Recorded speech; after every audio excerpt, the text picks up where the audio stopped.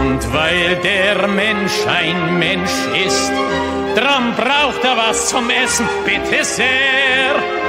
Es macht ihn ein Geschwätz nicht satt, das schafft kein Essen her. Rum, links, 2, 3, rum, links, 2, 3, wo dein Platz genossen ist, weil ich heim in die Arbeit einweist und weil du auch ein Arbeiter bist.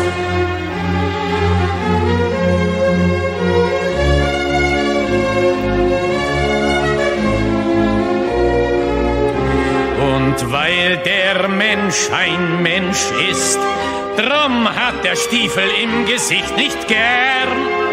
Er will unter sich keinen Sklaven sehen und über sich keinen Herrn.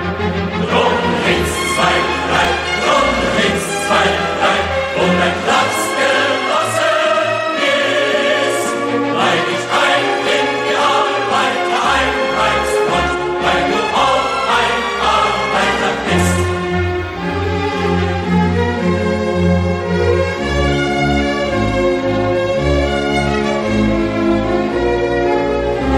Und weil der Prolet ein Prolet ist, drum wird ihn kein anderer befreien.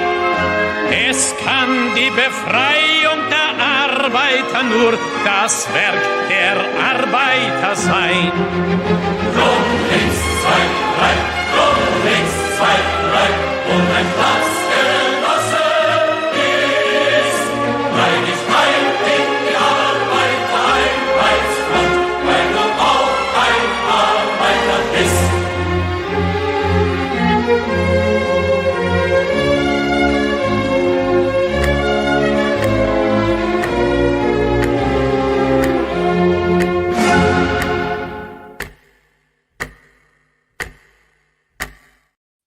Здравствуйте, comrades. Welcome to Socialism Saturday. Socialism Saturday is a stream that we do on Saturdays at 6 p.m. Eastern Time, where we watch real, live socialists. The farthest of the far left, the most dystopian of the dystopian. And we watch them from start to finish, their full-form presentations. We're talking an hour, 2 hours. Sometimes last week we did a 4-hour class. It was great. We all lost our minds a little bit. But the reason that we watch socialists from start to finish, the full context, not clips, is we want to know what they're teaching, how they see the world, what they're teaching each other, and we want to know what these people actually believe so that we can do what we can to counterbalance their absolutely destructive and ridiculous ideology. Because guys, you cannot defeat your enemy if you do not understand your enemy. And one of the things that has become just blatantly clear to me is that the right does not understand who the left is. The right doesn't understand who they're fighting. And I really think this is going to be to their detriment. They think that people on the left idolize like Rachel Maddow and AOC. We know better, don't we? Because we listen to them. We listen to them not only on happy hours on Fridays, which if you're new, happy hours on Fridays is going to be a little bit of a softer entryway into what the left really thinks. We also listen to this is the advanced AP class is what this is. And here's the thing, guys. Every crazy thing that you see happening on the left right now comes from the people that we are going to be watching tonight. You know, Socialism Saturday started as a joke about, 9, almost 10 months ago now? Socialism Saturday started as a joke. It started with me seeing a live socialist presentation about transgender Marxism and being like, ha, I'm going to snipe their stream. And then it became a serious thing. Because what we started noticing is that if you go back and you watch socialist presentations from like 3, 4, 5 years ago, those are the talking points of the Democratic Party today. Everything the left is doing comes from these people. It is very predictable. You just have to take the time to listen. So let's see what we're going to be watching tonight. Who is ready to be radicalized tonight? Because we are going to be watching this here book launch from our old friends at Haymarket Books. Haymarket Books, as you know, they are a socialist book publisher. I'm not making that up. They literally host a conference called Socialism, so I think they're pretty clear about it and pretty overt. This is not theoretical. And a couple weeks ago, they launched this book called Let This Radicalize You. And I've wanted to watch this ever since. I've had it on the list for a while. We just had some other things to do. But let me read you what this here presentation is about. What fuels and sustains activism and organizing when it feels like our worlds are collapsing? Let this radicalize you. Organizing and the revolution of reciprocal care is a practical and imaginative resource for activists and organizers building power in an era of destabilization and catastrophe. Isn't it funny when they use the words specifically that I tell you are their 4 goals? The 4 goals of the woke left are always and forever the same thing. Gain as much power as possible, destabilize the system, attack capitalism, usher in their Marxist utopia.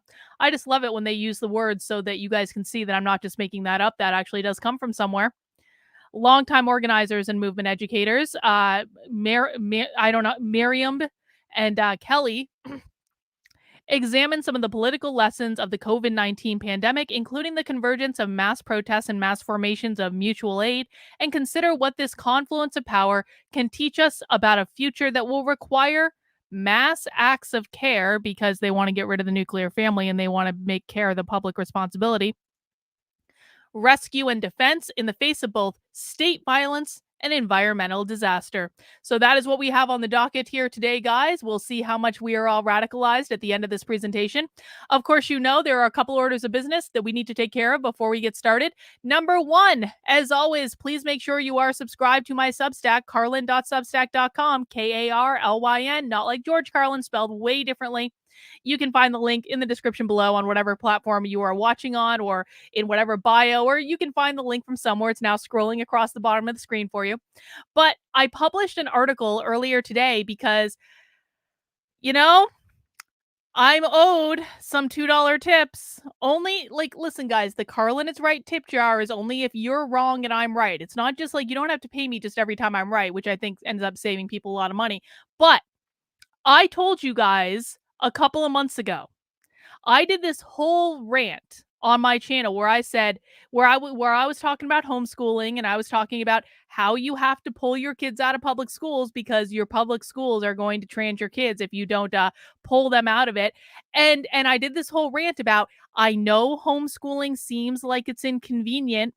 I know people don't want to deal with it, but the inconvenience that you will experience by homeschooling your child and figuring all that out will pale in comparison to the inconvenience that you will feel when the school secretly transitions your child, doesn't tell you, the child comes home one day, announces they want to be trans, and you don't want them to be trans because this has just been sprung on you and you don't actually think it's real. You think the school did it. And then the state comes in and will take away your child if you don't give your child the cross-sex hormones that the child is demanding after the school brainwashed them to think they are trans and non-binary when they are not trans and non-binary. They were just going through puberty and the school took advantage. And people thought I was being hyperbolic when I said the state is going to take your child away if you don't give them the cross-sex hormones. Well, I wasn't being hyperbolic. I wasn't being hyperbolic at all. In fact, California has now introduced a bill specifically to that effect, and we all know it's going to pass. They're basically calling it child abuse if you don't affirm your child's gender and give them the cross-sex hormones. And guess what, guys? California isn't even the only state doing it. Massachusetts recently had an LGBTQ youth commission recommend that the state make it illegal for parents to not give kids cross-sex hormones. I think Portland, Oregon is trying to do something like this. Minnesota is trying to do something like this. This is not theoretical. And so I wrote an article about it explaining that today and showing you the receipts. It is not theoretical that the state can come in and take away your kids if the school brainwashes them and convinces them that they're trans and then you refuse to put them on the cross-sex hormones. I promise you guys, homeschooling is going to look like a walk in the park after the nightmare that will be created for you by the schools in regards to your kids. Just pull your kids out of public school.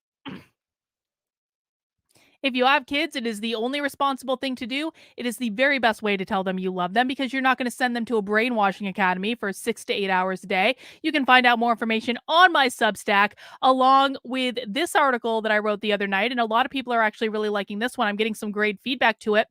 Do you want to know why there are so many non-binary people just all of a sudden popping up out of nowhere when like 20 years ago this wasn't a thing and now this is a thing? I will explain it to you on the Substack. That is the type of stuff you get in my community, guys. And of course, I am 100% funded by you with everything that I do. So if you want to sign up for a subscription for $5 a month, $50 a year, you can go ahead and do that. Is that Elliot Page? Well, it kind of does look like Elliot Page, doesn't it? I'm getting really good with AI art. It is an AI version of Elliot Page. Yes, it is. But guys, $5 a month, $50 a year. I am currently trying to get about 100 new subscribers in my Substack by the end of the month. And that's going to allow me to fund a little event infiltration, a little teacher training infiltration that I promise you want to see. I promise you want to see this. But I need your help in order to do it because things cost money and that's just the way it goes. And I reinvest the proceeds back into Unwoke activism because I'm crazy and I have no life outside of this. So if you want to help me out, please make sure you are subscribed on the Substack. You do get a bunch of perks when you subscribe, to include 2 weekly Zoom calls with me, private, unrecorded, also with members of my community, which is usually far more interesting. You also get access to the supporter Discord, which we will be having movie night tomorrow. We're either watching Predator or Total Recall. I'm not sure which at this point, but we are watching either Predator or Total Recall on Sunday at 8 p.m. in the supporter Discord. You'll get access to all those perks and more when you sign up as a paying member of my Substack, and I do really appreciate it. Another way to support the work I'm doing is by heading over to the Unwoke Art merchandise store, and you can find lots of cool stuff in there, to include the official Socialism Saturday t-shirt. You can also find the official Be Bourgeois t-shirt, which I love this t-shirt. I think it's so cool.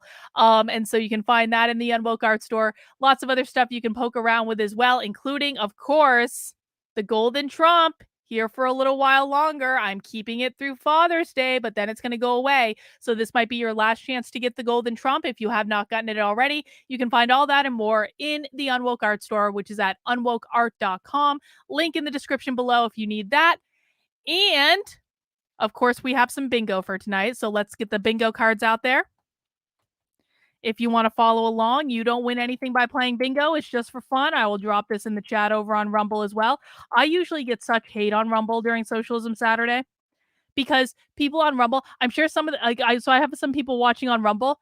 I'm not advocating for socialism, guys. It's satire. It's a joke. It's to make things lighthearted. But I get such hate in the Rumble chat on Socialism Saturday because they come in and they think I'm a socialist and they're like, yeah. It's like, oh my God, can you just like watch what we're actually doing for a second and like use your brains, please? But shout out to everyone watching over on Rumble. I do see you guys. Here's your bingo card. Hope you enjoyed that. Go ahead and click on generate card. You get a free square in the middle. And then if you're really lucky, you get solidarity twice. There it is. That's our own little version of equity on Socialism Saturday. And then we go for lines or we go for corners. Shout out bingo in the chat when you get it. This is just something to, keep us on our toes, make sure we're listening, all that good stuff. Beth said she got her Golden Trump mug. Love it. Pictures don't do it justice. Thank you, Beth. I really appreciate the support as always, and I'm glad you love your mug. And it's going to be around for a little while longer, guys, so make sure you get your orders in for that. All right, with all that out of the way, let's get this party started. We are watching Let This Radicalize You, which is a book launch, and that wasn't what I wanted to do. Hang on one second. Do, do, do, do, do. There we go.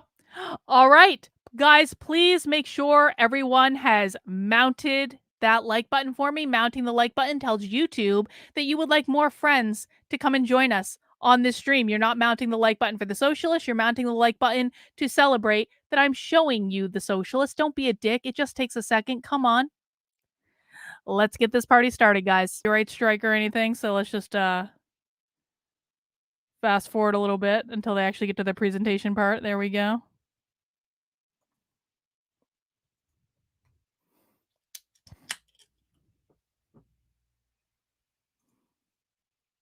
Yay. Welcome, everyone. I'm Kelly Hayes, one of the co-authors of... Oh, one more thing, and I should have said this before we got started. I apologize. Let me pour this here beer. This beer is called Resistance is Futile. Is there anyone who is new to Socialism Saturday? Is anyone in the chat new? Maybe this is your first time here? Well, if you are new to Socialism Saturday, first off, cheers. Congratulations, you made it.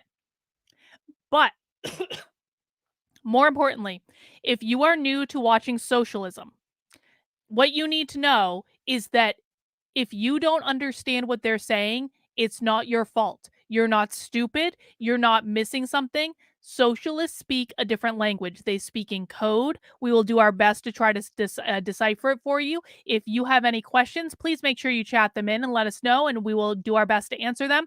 If you have ideas about what the socialists are saying in the chat, please chat those in too, because I can't be expected to have all the good ideas, can I? I'm learning socialism alongside all of you, though I do think that we know more about this than like anyone else on the internet. I really do, and that's a scary thought to me, but that's a thought for another day. But socialists speak in a different language. If you don't understand them, just stick around a little while. You will learn through osmosis as we make our way through, and that's just the way it goes. All right, let's get started. Let this radicalize you.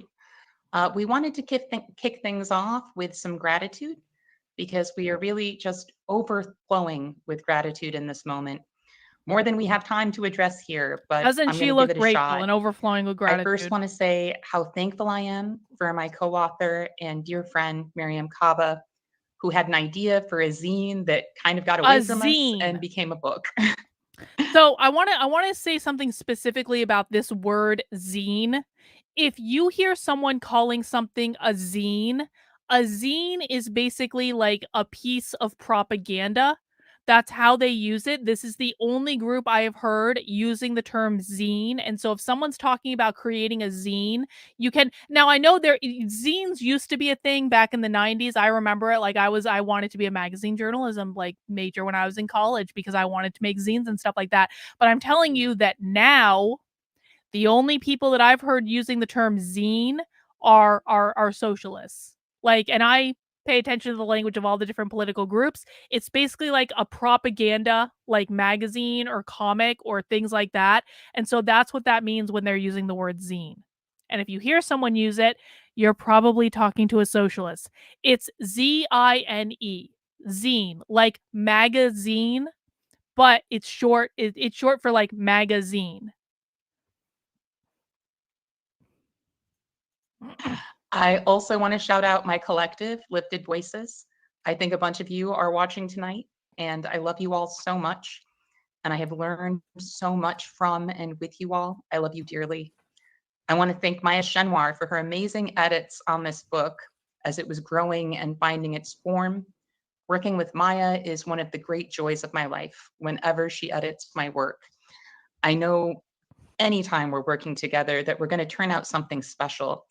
And her work with me and Miriam on this book was no exception. Maya is really a gift to us all, and I love her so much. I am also really grateful to you all for joining us to celebrate the launch of Let This Radicalize You, a book that many of you contributed to either directly or indirectly. A lot of wonderful people, including our friends on this call, were interviewed for this book. Our comrades shared their victories, their stumbles, their hopes, and the lessons they learned along the way. And I know I am better for having heard those stories, so I can only imagine what it would have been like to enjoy their wisdom earlier in my work. So I want to make sure we know too, listen, I think that we can learn a lot from socialists in regards to their organizing, their focus. I think that we can take tips and tricks out of this. Just because a socialist comes up with an idea doesn't mean it's a bad idea. And if we can appropriate their tactics to use to defeat them, I think we need to be paying attention for that. And I think we need to be open to that sort of thing. So make sure you're listening for, like, if you're like, oh, that's actually an interesting idea, like, make sure you're noting that, because we want to make sure that we are looking for every advantage that we can. And I don't think it's a bad idea to listen to their organizing tactics. I know that in some of the darkest hours of the last few years, when it felt like the walls were closing in, I was blessed to have these people as my guides, leading me forward with their words as we worked on this project. And I couldn't be more grateful for that.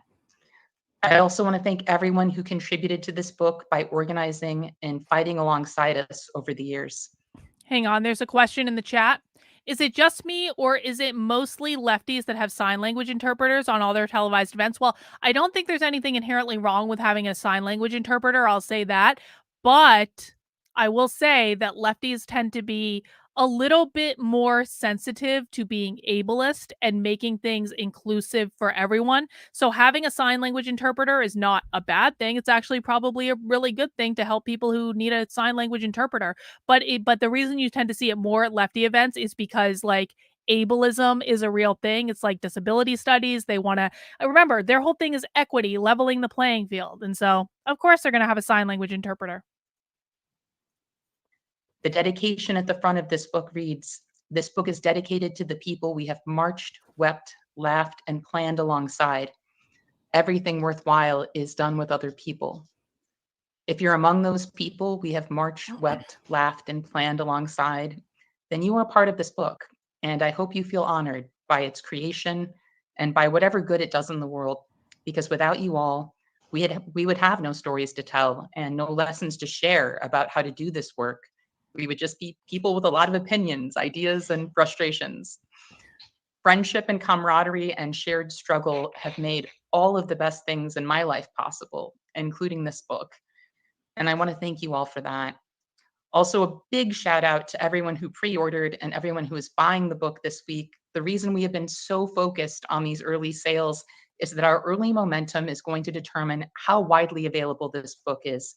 And the more momentum we have, the more likely we are to see this book find its intended audience, which is organizers, particularly newer organizers, but really anyone doing justice work who might benefit from it. And I am grateful to you all for making that possible. Miriam? Hello, everyone. Thank you so much for being here. Welcome to this, virtual launch event. Making a book is always a collaborative effort. Miriam apparently is isn't incognito. enough time for me to list every single person I want to thank this evening, or we would be here until tomorrow, and I don't think anybody wants that. So I'm going to limit myself to lifting up a few people and beg forgiveness from everyone else. My gratitude to my teachers, touchstones, comrades, without whom I would not have any of the knowledge that I've gathered over the past few decades. Some of those people are here with us tonight. All of those people are here with us tonight. My gratitude to our amazing and wonderful editor, Maya Shenwar, who really gave direction and shape to our words and is a wonderful co-struggler, comrade of longstanding. Appreciate you, Maya. Thank you to all of the experienced organizers who graciously and generously shared their ideas and wisdom with us over the years, and for this book in particular.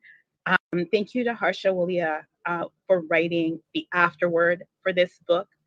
Thank you to Ka Yangmi for your beautiful cover art. Thank you to my family who really make everything I do possible and always encourage me.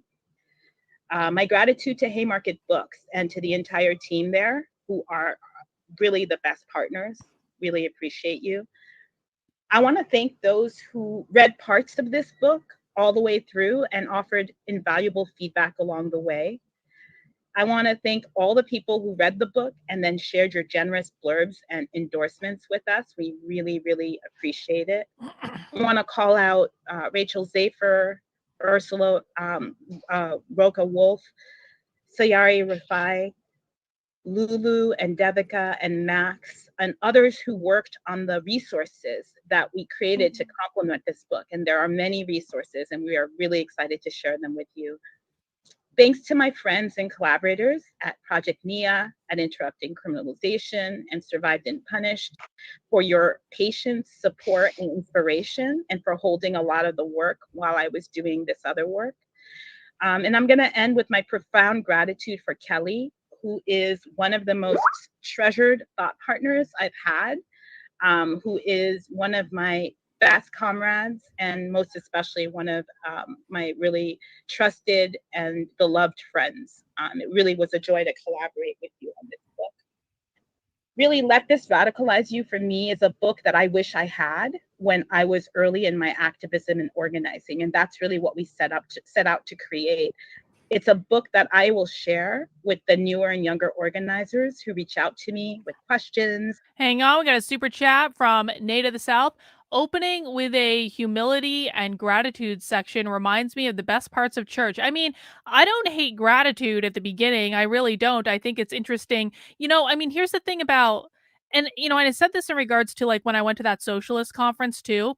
I think, people would be surprised at how nice of an environment it was. It really was. I think a lot of people have this image of these types of people in their head of like the crazy people shouting at the sky that they see on TV or in protests or things like that. But the reality is when I was at that socialism conference, everyone was lovely. Everyone treated each other very, very nice. Everyone was kind, they were considerate, they listened to each other. Now if they had known that I wasn't one of them, I'm sure they would have treated me very differently, but I had perfectly lovely interactions with every single person there, and I do think that I actually see more like cooperation going on among these people than I do like among the conservatives who are just like bickering and infighting and trying to destroy each other. And so yeah, I mean it makes sense to me that they would start with a gratitude thing. It makes much more sense to start with gratitude than it does with a land blessing if I'm honest about it. So yeah. Thank you for the super chat, Native of the South. I appreciate it. And by the way, I've seen several people asking, they really do call themselves comrades. That's real. That's not a joke. It's not a parody. That's real. If you have questions about that, we watched a whole class about how to be the very best comrade we could be, 2-3 weeks ago for Socialism Saturday? So go back and watch the class on comradeship and you'll understand why. But it is actually a real thing. They do it in real life. And comrade is considered to be like a title of honor. They may or may not do a land acknowledgement. They don't always do one. In fact, land acknowledgements, I think, are kind of going out of fashion. We still see them every once in a while, but I don't think they actually do them all that often. Or seeking guidance often that I don't have, but this collected wisdom, I hope, will be an accompaniment and a soft place to land for you. I'm so happy that it's out in the world. And I hope that those who engage with the book will take what serves you and leave the rest aside. There'll be lots of things you may not agree with in the book, and that's cool. No two organizers or activists are the same, and we might offer very different ideas from each other or from what's in this book, and that's as it should be. I look forward to reading what others produce in the coming weeks and months and years based on your experience and your ideas. And as importantly, this is a word of mouth book. We are counting on you to, if you read it and you appreciate it, to share it with at least one other person. Finally, I just want to talk about the most important thing ever, the reason you're all here, which is the raffle. Hopefully you will see on, I'm sorry, I couldn't help it. Okay. You will see on the screen that there's a link to a raffle form that we have. And we love to give gifts. That's a huge part of life. So we're going to be selecting. Hang on. Why do I think land blessings are going out of trend? Because they're a giant pain in the ass. I mean, I don't really know. I mean, I don't know. Like, maybe it's a misnomer to say they're going out of trend, but because we do still see them, we just don't see them, I think, as often as we used to. I mean, but I think, like, land blessings are, like, a pain in the ass. They stop the presentation kind of, like, in its tracks. I think that, it's something that you do right at the beginning, and it's like, I think it disrupts the flow of the presentation, and I think that, socialists are nothing if not practical, right? They really are, and so, I think that it's just one of those things that sometimes it's considered to be too much of a pain in the ass. I don't know. If anyone has any other ideas, I would love to hear them. 15 winners who will receive 2 posters. You'll see them reflected on the slide that John shows. Those posters are by Corey Lynn and by Sayari Rafai. And along with, we'll add some stickers, magnets, postcards to what we send to you. And we hope that you will enjoy that raffle prize. Don't trip over each other in filling out the form. We're going to be accepting signups until around midnight tonight. So make sure you include also your full mailing address, which includes any apartment or suite numbers so that the materials can actually reach you and get to you. So with that, I think we're going to move on to reading a bit Thank God. from this book. Each of us have selected a very short piece that we want to read, and I'm going to kick it back to Kelly to kick us off. Thanks, Miriam. So the section that I am going to read is from my introduction. This book is intended for organizers who are young in their work, though we hope it will be beneficial to others as well.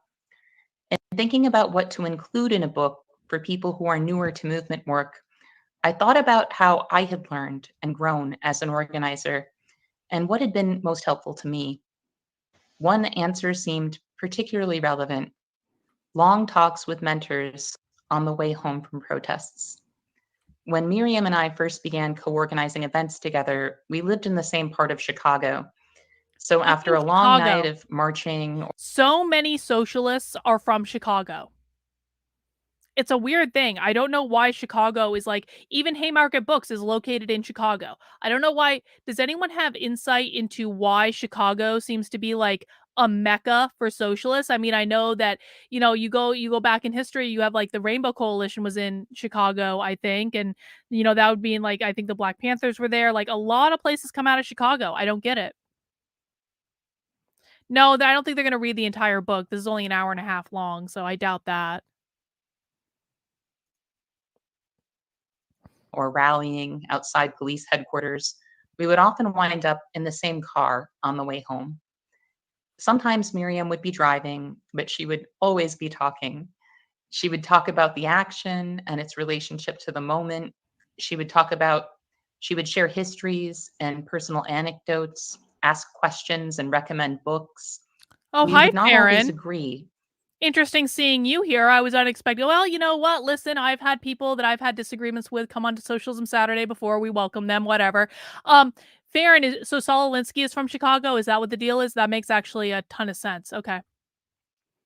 Everyone be nice to Farron, even if we disagreed with her handling of the whole Eliza Blue thing vehemently. We welcome everyone for Socialism Saturday. Thank you for that clarification. But our dialogues were so constructive that I enjoyed being challenged by Miriam. In a world that often shames us for what we do not know, I found those conversations enlivening and at times life-changing. By the time I got out of the car, I would feel curious, creative, and ready to learn or do more. I have experienced similar moments with other organizers on road trips to protests, in coffee shops, or sitting on sidewalks at jail support during the hours-long wait for the release. Listen, I know this doesn't have to do with Socialism Saturday. I have to respect this because it was dirty. The whole thing was dirty. And you know what? People are allowed to make mistakes, and I like the reflection and I like it. So okay. You know what? It's a new dawn, it's a new day. Maybe I'll even unblock you on Twitter, Farron. How about that? which you and I had never actually interacted, but again, like I was just so disgusted with all of that stuff that I just blocked everyone involved. So I don't know. Maybe a new relationship starts from here. Release of other protesters. I came to think of those conversations as rides home too, even if they did not take place in a vehicle, because there was something about that descriptor that I liked. The idea of an important conversation that helped bring me home. Those talks helped to shape my perspective as an organizer, and they have also helped me grapple with tough questions about myself and about movement work. Some of the people I was lucky enough to have those conversations with, in addition to Miriam, are featured in this book. Because while this book is a mashup of manifesto, anecdotes, and advice, my greatest hope for this project is to create a book full of rides home. We know that many of you will be taking action in the days ahead, and that some of you are already hard at work trying to remake the world. We are so grateful for you. We know what you are up against in the form of state repression, and that you have inherited a world on fire. We share your fears and your fury, and we trust your creativity. If you are completely new to the work of movements, welcome. Please know that you are needed, and that while your journey will be messy, possibility. We need to teach the right about how to build stuff like this. By the way, as much as the right pisses me off, and you guys know they do quite frequently, we need to teach the right how to do stuff like this, and it can't just be me, guys. It cannot just be me. That like everyone needs to participate in this because I will lose my goddamn mind, and the right truly does not know how. So I guess what I'm saying is I actually have a great appreciation for what she's saying in terms of like the car rides home and the evaluation and the discussion and how this is the you know what? I once had a conservative activist tell me this story, and I use the term conservative like activist loosely, but I mean she really is. She's an activist. She's worked for with politicians for, a while.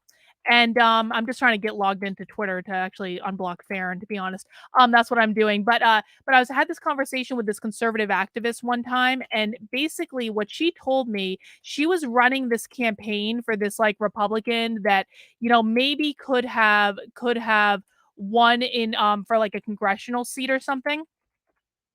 There it goes. And basically they had the election. The Republican candidate lost the election to the Democrat per usual.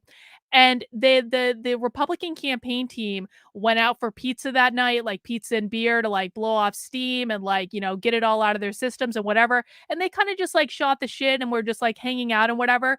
But they happened to go to a location where they were across the street from the offices of the Democrat who had won the election, and she observed that the Democrats, they had just won an election, okay? They had just gotten themselves elected to Congress. They were in the office working. They were in the office strategizing. This was days after they had won an election. They didn't take any downtime. They didn't take a breather. They didn't go out for pizza and beer and to shoot the shit. They were in the office strategizing. And this is why the left wins and the right loses, because the right kind of plays around and they do events, and their goal of events is to look as good as possible because image and brand is what matters on the right. Democrats look crazy a lot of the time. I think we can acknowledge that. They look crazy, but they're out there doing the work and they're strategizing, they're doing debriefs and stuff like that, and that is why they win. You cannot fake this with image and with branding and with marketing and with a big stage with all sorts of sparkly lights and with the perfect form-fitting red dress with the perfect push-up bra. You cannot fake this stuff. You actually have to go out and do it. And you can compensate for a lot as long as you're showing up and doing it consistently. Farron says, you have to watch Shiny Happy People. I did, actually. Someone recommended this to me. It's about the Duggars, but more importantly about the Christian right, Joshua generation. Their church wants to infiltrate the government. It's wild. Farron, this is actually really interesting. And I'm seeing actually a whole new side of you right now, which I appreciate. A member of my community told me exactly the same thing on a private supporter call just a couple days ago. And she said, and she actually came out of that community. Her family's actually in the documentary, if you can believe that. And she said, Carlin, you need to watch this, especially episode 4, when they talk about the Joshua generation and how they're trying to get into politics, because you will understand why the right does what they do in a whole new way. So, guys, I cannot recommend this enough. Shiny Happy People. It's on Amazon. It is, first of all, it's just fascinating. But if you want to understand why the right does what it does and what they're doing and why they show up the way they do, you have to watch at least episode 4, but I would watch all of them. They were actually all really good. And so make sure you watch it. I might even go back and watch it again because I was actually that impressed with it. So really, really well done documentary. And thank you for the chat there, Farron, and the suggestion. Let's see. The Duggars, like 19 kids and counting. And they also have their eldest son is in jail for kitty stuff after being raised in the good Christian household. Rottweiler, thank you for the super chat. Totally, the right-wing influencers burn bridges. Look at Matt Walsh, for instance, alienating the sector of the population, gamers and people who like anime, who helped elevate him and his ilk during Gamergate. Didn't he denounce anime or something? God, fucking Matt Walsh. What an asshole. Like, I said this a couple months ago and I stand by this. Matt Walsh has done more damage to the political movement on the right than like almost anyone on the planet. And I'm not suggesting he doesn't get a thing right here and there, because everyone gets stuff right every once in a while. I just think that on, like, when you're looking at the whole big picture, I think he's done a lot of damage. I really do. And I think he's made people complacent. And I think that he gets people to focus on things that doesn't matter. And I think that he steals ideas from people that aren't his, and then he totally F's those ideas up and doesn't know what to do with them. And I just don't like him. So there. Is worth it. We talk a lot about possibility and hope in this book, and we are by no means attempting to minimize the stakes or the obstacles you will face in your work. I know these are frightening and even soul-shaking times. I cannot tell you that the tumult will relent, because it will not. But I can tell you that here, on the edge of everything, we are each other's best hope. As organizers, we are builders in an era of collapse. Our work is set against all probability, and it is in that space of cherished improbability where our art will be made, where our joy will be found, and where our ingenuity will fashion new ways of living and caring for one another. Even as the ground shifts beneath our feet, life will be a scramble, but we will not scramble alone. Together, we will fight for this world, to keep it. Although we hope to cross paths with many of you in the streets, or wherever we hold our ground collectively against injustice, the limits of time and space mean we probably won't see you at your next protest. But it is my sincere hope that through this book, we still might be able to offer you a ride home.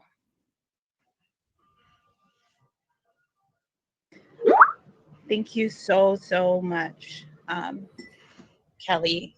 That was beautiful. And you are stunning and brave and beautiful. I think a really wonderful capsule of what we are trying to do with this book. So thank you for that reading.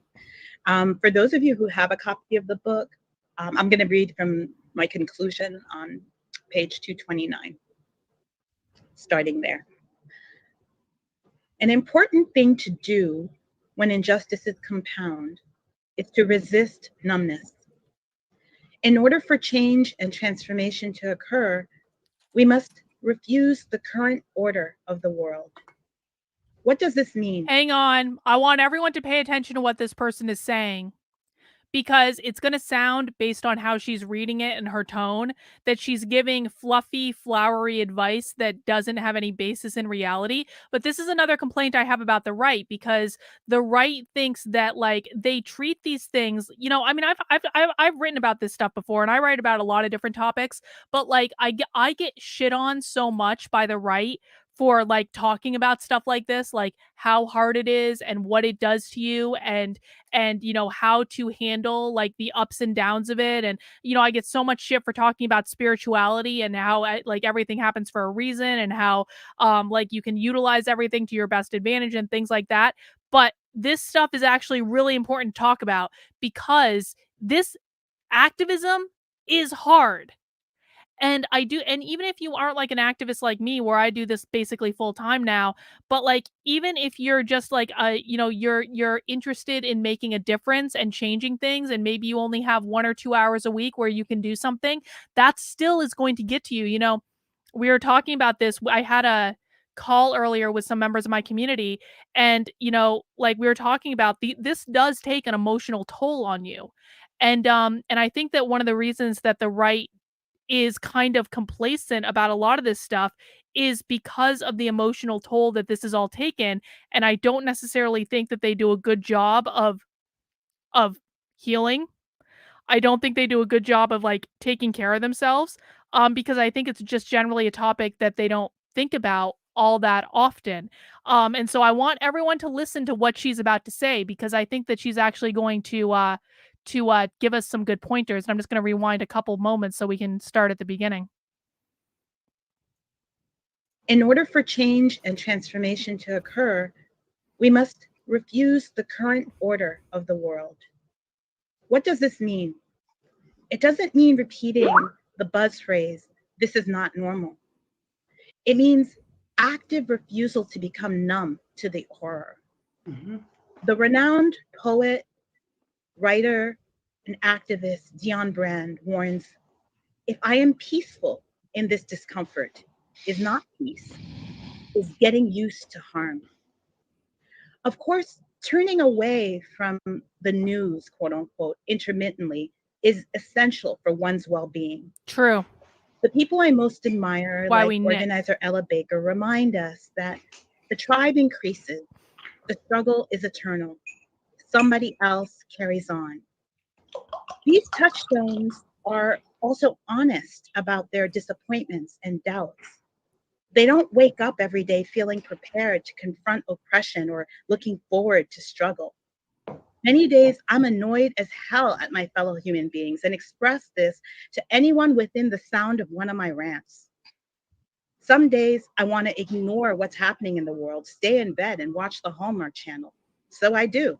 Kino, It isn't realistic. you went above and beyond, and I'm honestly a little I'm not sure what to do about that. I feel like you've done too much, Kino. So I really for right now I'm just gonna say I really do appreciate it, and it's very humbling, and thank you. Or sustainable to never take a break from the relentlessness of injustice. The struggle is eternal, but our energies are limited. Still, it's important to stay invested and interested in the stories of people who are suffering under the current regime. To turn away from that suffering. Hang on, we got a super chat from James Jones. Perhaps transformation should be added to abolition and liberation. Remember Obama's fundamental transformation? Well, it's interesting you say that, James Jones, because in the article I wrote on my Substack about why there are so many non-binary people, and I need to go back and actually make like a shorter clip of this. I have about a 20-minute clip of this, but I need to make it shorter. I talked about how trans, as in trans people, does not mean transition to socialists. It means transform, or sometimes transcend. So when they're saying, when they're like in transgender Marxism, right? They don't mean trans as in transition from men to women or women to man. They mean transform gender. Wyoming gal, what the fuck are you doing here? You're not welcome here, Wyoming gal. I'm gonna give you like one chat to answer for yourself, but don't think I didn't see what happened on Good Logic's show. Don't think I didn't catch on to that. I don't allow spies and fucking backstabbers here who are just coming to make trouble and to disrupt what we're doing, and I just don't think you fit in. But I'll give you one chat to make your case before I block your ass. But going back to this. So in transgender Marxism, trans does not mean transition from man to woman or woman to man. What it means is transform gender. and they use it in reference to abolish the gender binary, liberate from the gender binary, to transform the perception of gender. And sometimes I've even heard them say transcend gender. And so that actually is a really fair point, that transformation could be added in there. The problem is I don't hear it all that much outside of transgender Marxism or queer Marxism, but that may be something that we can think about. She essentially came and pretended to be a member of my channel when in fact she was just gathering intel to use against me on another channel, and I caught her red-handed in the act. Shauna, I want to learn rug looming. I will not knit. Well, why don't you knit, Shauna? Knitting is the far most superior of all crafts, but rug looming is okay. Good luck with that. There is a transgender Marxism book, Yasmin. 3 of us are reading it right now. I'm reading it, Beth is reading it, and Brooklyn's reading it. We're all, well, not according to the chats that I saw on Good Logic's.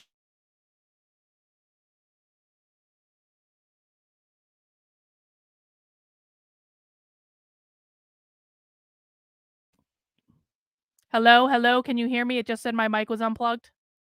I think you can hear me now. Anyway, not according to what I saw on Good Logic's channel, Wyoming. No, you didn't.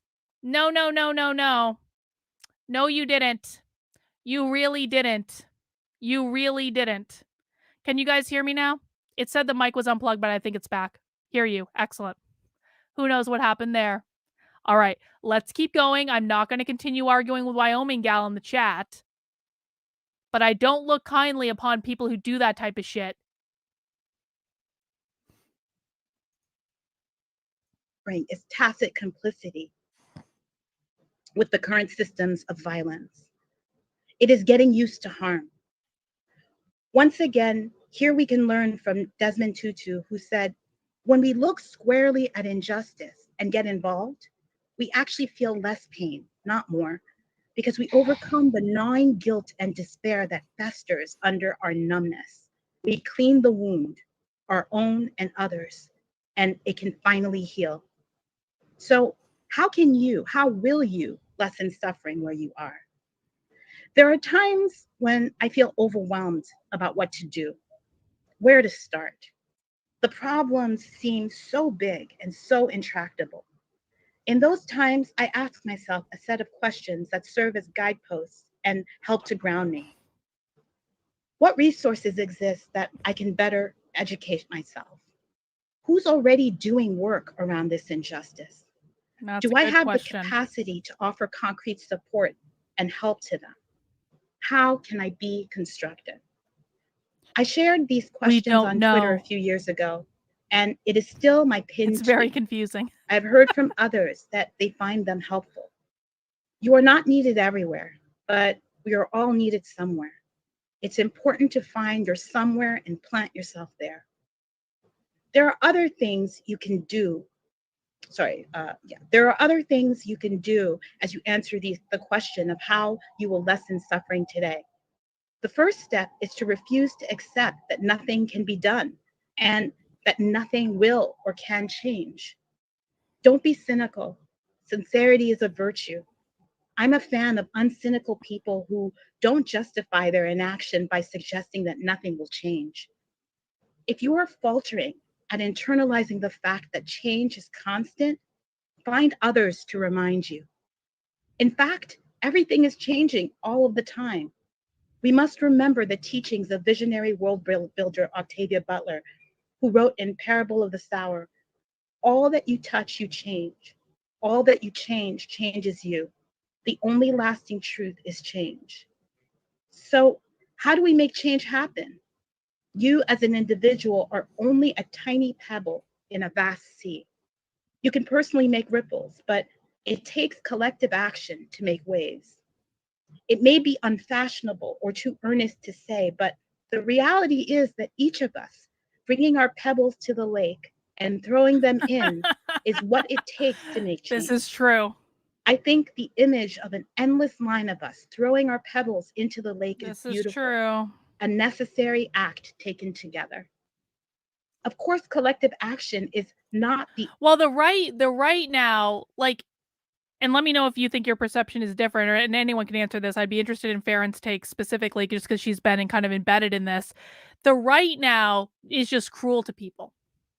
That's what the right thinks is taking action and in doing stuff. It's just cruelty. Like, I was talking about this the other day, but, like, there's this one jackass that, that fancies himself as a conservative influencer, and I'm not even gonna name his name because I'm not gonna give him that attention, but I was looking at he wrote this whole blog post about, his big wins for the week, destroying people on Twitter, and he really considers that to be activism. I'm like, "No, you're just being cruel. You're being mean. It's not attractive. It's not like all of the things that the right is doing now, especially with like gay and trans people, it's just cruelty. If you look at what they're doing with Kelly Cadigan, it's like they're just being cruel, and it's incredibly off-putting to anyone to want to join them that isn't already on their team, to be honest. And I just think it's stupid. Like, we need to get more people on our team.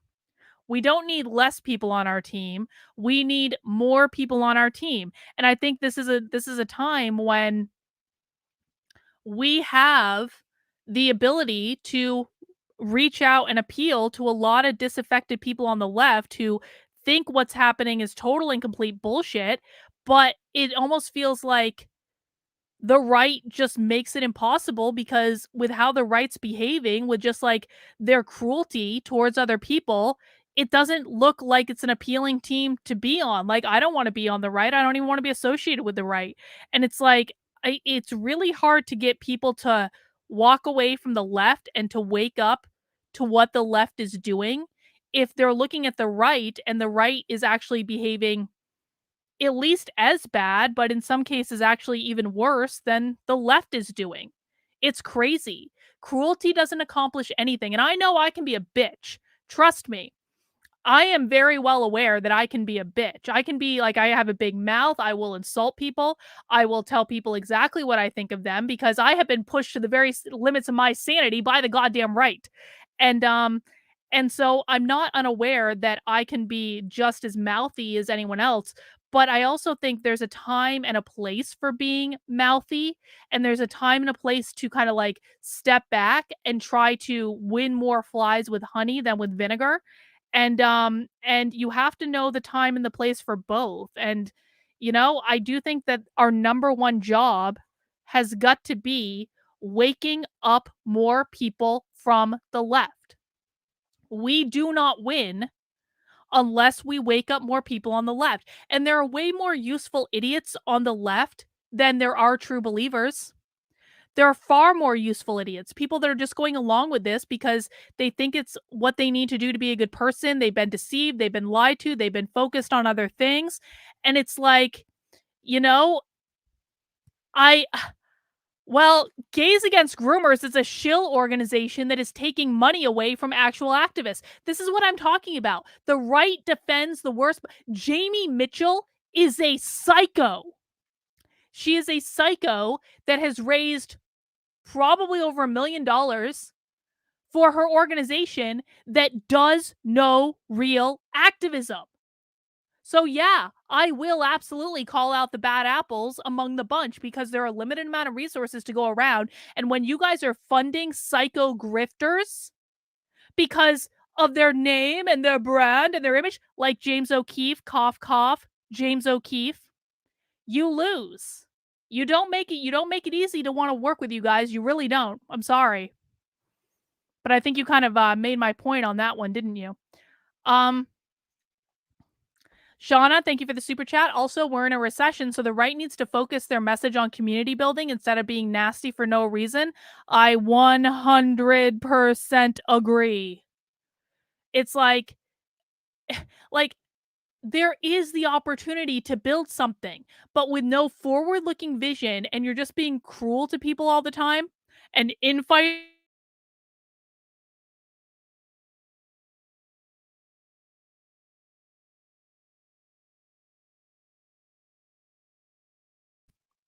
All right, it unplugged my mic again. I don't know why it's doing this tonight.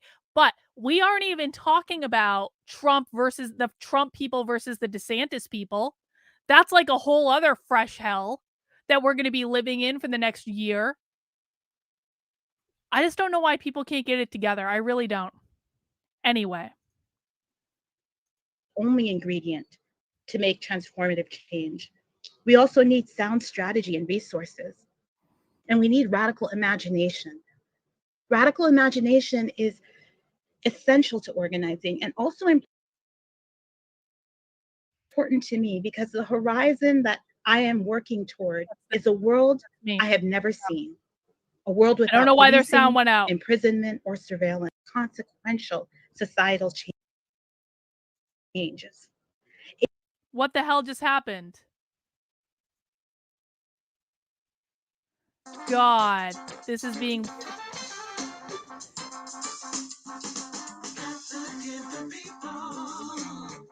I don't even care if Gag was labeled a hate group. Why can't I hear the sound? Any of the knowledge that I've gathered over the What the past fuck few... just happened?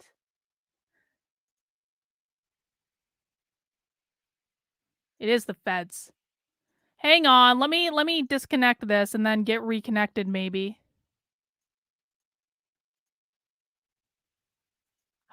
Fucking hell.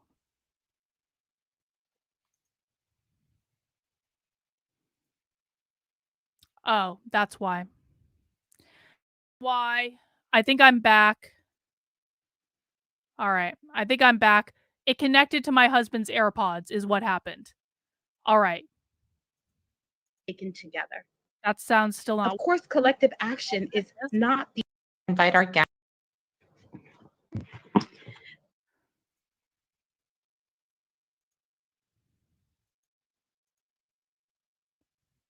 Hang on. Well, at least you guys can hear me, right? Fuck. How am I gonna handle this?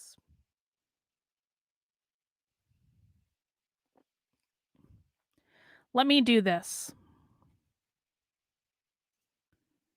Let me get into my sound settings. I apologize, guys. I don't know what's going on. This has never happened to me before. Thank you all for listening to us Can talk you guys hear and that? read from this book. We hope that this doesn't actually make you not want to read the rest of the book. This was not our intention. Oh. Ruth Wilson. I recognize her. Can you guys hear it now? Okay, so we'll just go with this. It's not like ideal, but we'll go with this. By their inaction, by suggesting that nothing will change. If you are faltering at internalizing the fact that change is constant, find others to remind you. In fact, everything is changing all of the time. We must remember the teachings of visionary world builder Octavia Butler, who wrote in Parable of the Sower, all that you touch, you change. All that you change, changes you. The only lasting truth is change. So how do we make change happen? You as an individual are only a tiny pebble in a vast sea. You can personally make ripples, but it takes collective action to make waves. Collective action. It may be ding, unfashionable ding, ding. or too earnest to say, but the reality is that each of us bringing our pebbles to the lake and throwing them in is what it takes to make change. I think the image of an endless line of us throwing our pebbles into the lake is beautiful, a necessary act taken together. Of course, collective action is not the only ingredient to make transformative change. We also need sound strategy and resources, and we need radical imagination. Radical imagination is essential to organizing and also important to me because the horizon that I am working toward is a world I have never seen, a world without policing, imprisonment, or surveillance. As my friend, writer, artist, and scholar E. Ewing says, in order to create pathways toward that which we have never seen, we have to lead with imagination. All of the most important and impactful social transformations happened because people fought and struggled for things they had never seen. My comrade, okay, I'm skipping this part, and I'm going to. We all have a role to play in building those new worlds. Determine what the next right step is for you. There is always something that is worth doing. Find your lane and push ahead. Make connections with others. Refuse to acquiesce to despair. Imagine your way forward. There are many ways that things can be different in the world, and we don't know how things will turn out. So we might as well fight like hell for the world we want to inhabit. You know, there's a positive psychology researcher that I used to quote a lot when I was teaching like positive psychology and stuff in organizations. Her name is Michelle Geelan. She ran a center at the University of Pennsylvania, which is uber woke. She also is married to Sean Archer, who is like a happiness researcher at Harvard, also uber woke. But I think they live in Texas now, so maybe they got out of it. I don't really know. But anyway, Michelle Geelan wrote this book called I think it was called The Success Mindset.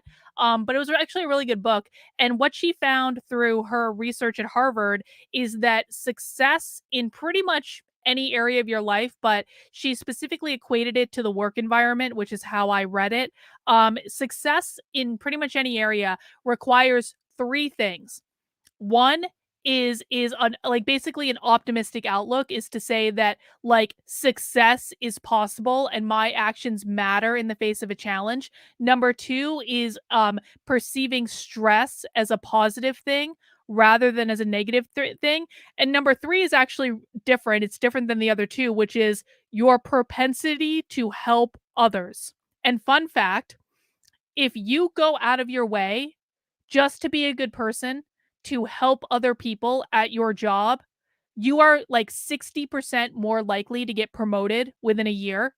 So that's actually really, if you want to increase your salary and get promoted, help other people at work. I mean, it sounds so simple, but that's actually documented. It's true. But the one I want to focus in on is like is believing that success is possible. I think a lot of people on the right, or I shouldn't even really just say on the right. I think like anyone who's like in the so-called like anti-woke space, which I don't think is a real thing. I think it's just like, but like whatever. Let's pretend in the land of fantasy that it is a real thing. I think that people have a hard time seeing success as a possibility. Her name is Michelle Geelan.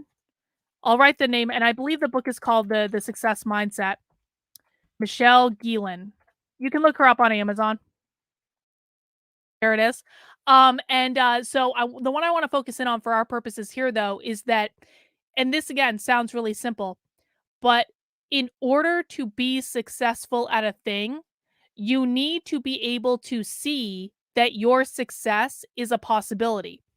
If you don't think that you can be successful at something, you're not going to be successful at that thing. It just makes no sense. You have to perceive that, yes, I can be successful at this thing. And you don't need to know how you're going to be successful at it just yet. That can come later, but you need to perceive that success is something that is attainable for you. I think one of the problems that we run into with fighting back against the woke left is that a lot of people, and I'm guilty of this myself, I've said a million times, I think we're basically screwed. I think they're going to win. I think we are on the long, slow descent into socialism. But if we are ever actually going to turn around the cultural revolution that we are in this country, it is going to require some visualization of, we have the capability to do this. And we all do, right?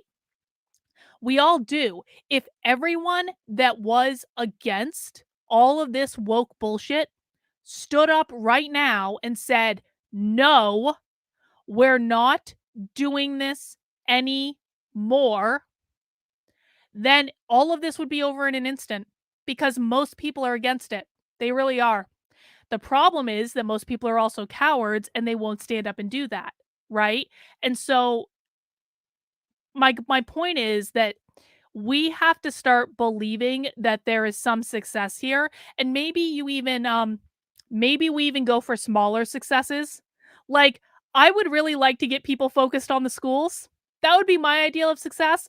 I want to get people focused on the public schools and what is happening in the public schools, because the public schools are like ground zero of this fight, and people are not paying attention to the right things in the public schools. They're off in the land of lunacy and make believe, but they're not paying attention to the right things. I would really like that. That would be pretty great. But maybe we can kind of think about that as we work our way through this. How can we perceive that success is actually a possibility? History teaches us that relatively small groups of people have been responsible for some of the most consequential societal changes. It's usually the minority of the minority that engages in struggle in any historical moment. This is reassuring because it means that we don't have to convince everyone in order to attain critical goals. That's Henry Ford. It leaves room for surprise. His Fordship If you in are Brave reading New this World. book, then you have been chosen to be a helper. You've been enlisted to take constructive action. As playwright Anna Devere Smith advises, start now, every day, becoming in your actions, your regular actions, what you would like to become in the bigger scheme of things. Though we can't stop all suffering, we can each work to lessen suffering for someone else. My attention is focused on looking for and trying to nurture the things that will lessen suffering. Every day, I commit to bringing my imperfect and small actions to the pile. What are those concrete actions for you? Thank you all for listening to us talk and read from this book. We hope that this doesn't actually make you not want to read the rest of the book. This was not our intention if we did that. So in order to get you back, I kind of want to read their book. I'm not going to lie. I really do. I'm going to pass back to Kelly to bring our friends who are our special guests to the fore tonight. We're so grateful for them. And we are excited to be in conversation with them. So Kelly. Thanks, Miriam. At this time, I would like to invite our guests to take a minute or two each to introduce themselves to our audience. I'm sure a lot of folks know exactly who y'all are, but for those who don't, please tell them a little bit about yourselves. Ajaris, would you like to kick off for this? Sure. So first of all, I'm so grateful to be here with you. I'm so grateful for Kelly and Miriam for putting this incredible book together. My name's Ajaris Dixon. I use they and she pronouns. Of course, I'm a you longtime do. organizer and strategist. I started organizing in the late 90s as a gaby, really focusing on the intersections of racial, economic justice, state violence, violence against queer and trans people.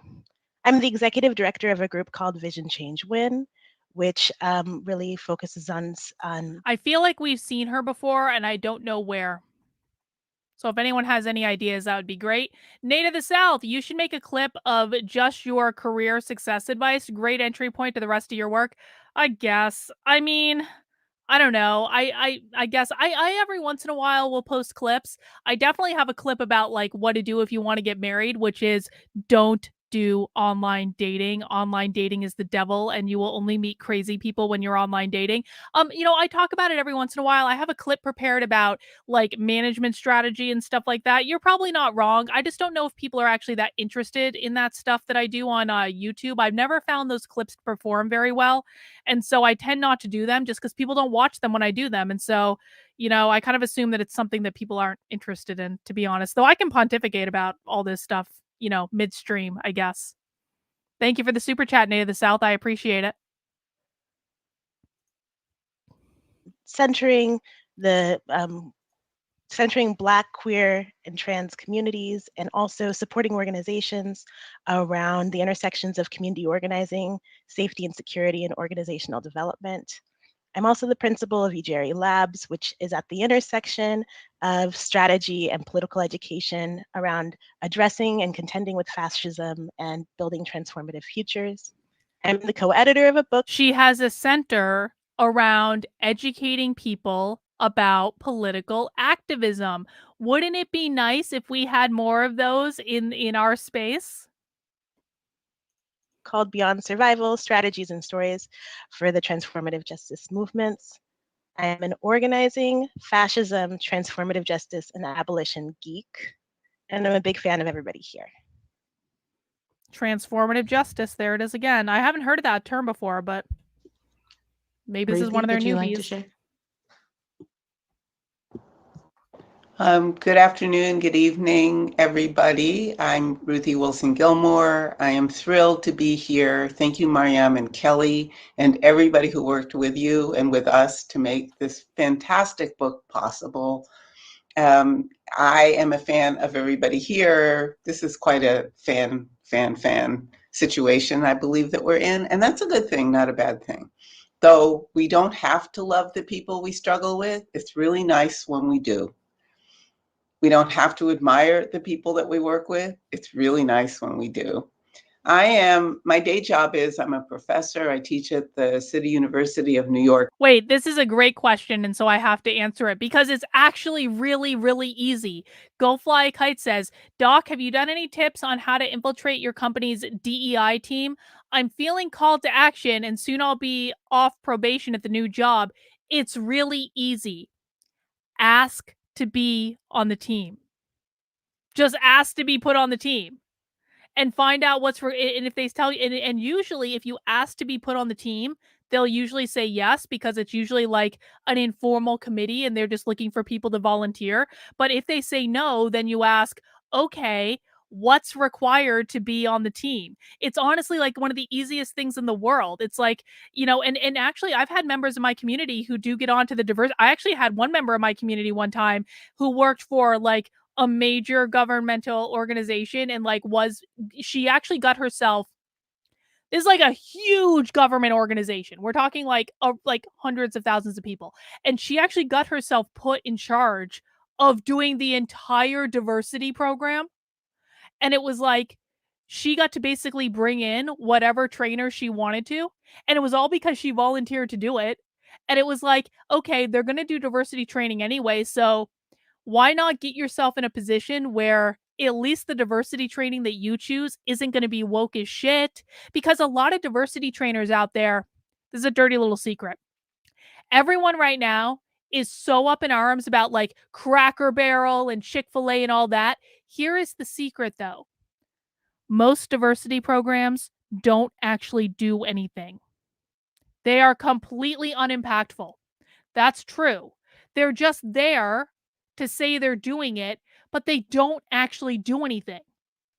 They might do a training here and there, but unless you are constantly reinforcing the ideas around the program, I mean, like, okay, so for instance, when I do manager training with a company, I always tell them you don't just do the manager training retreat, you do the coaching calls following up the manager training retreat, because without the coaching calls, the ideas that you learn in the manager training retreat are going to go as soon as the retreat is over. So people like, and I think people inherently know this, like you go to a training or you go to a conference and you hear all sorts of great things and all sorts of great ideas. And then you come back to your office and maybe you implement maybe like one thing of all the great things you heard. And that's because the ideas are not followed up on. There's no accountability towards implementing the ideas. And the same is true with diversity programs. So with diversity programs, you might come in and do a training, but if there's no follow-up and there's no accountability, those training programs don't actually do anything. So stop being pissed off over Cracker Barrel and Chick-fil-A because we don't actually even know that they're doing anything impactful. Leave them alone. Focus on the schools. That is what matters. 90% of employees are like, no. I disagree with that. I disagree with the 90% of the employees are conservatives, but I do think it's a virtue signal. And listen, is it good? I mean, probably not. But here's the thing. If it doesn't actually make a difference, if it's not indoctrinating anyone, if it's not actually winning more people over to their team, just let them happen.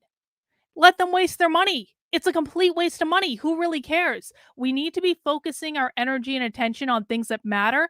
I do think, though, if you can get yourself in a position of being in charge of a diversity program, you can maybe bring in one of those programs that's actually more about communication than it is about diversity. You can at least make sure it's doing no harm. And I think that sometimes that has to be like good enough. Graduate Center. I'm a geographer by training, and I have a whole chapter in the book that's just about me. Not really, but sort of. And I direct the Center for Place, Culture, and Politics at the Grad Center.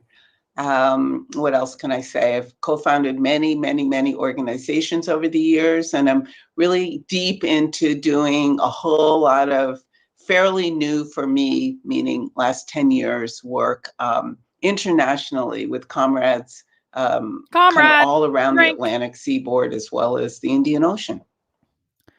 We're going to have a new rule on Socialism Saturday that anytime someone unironically says the term comrade, we all drink. Is everyone on board with that? Let us know what you're drinking in the chat if you're drinking something fun.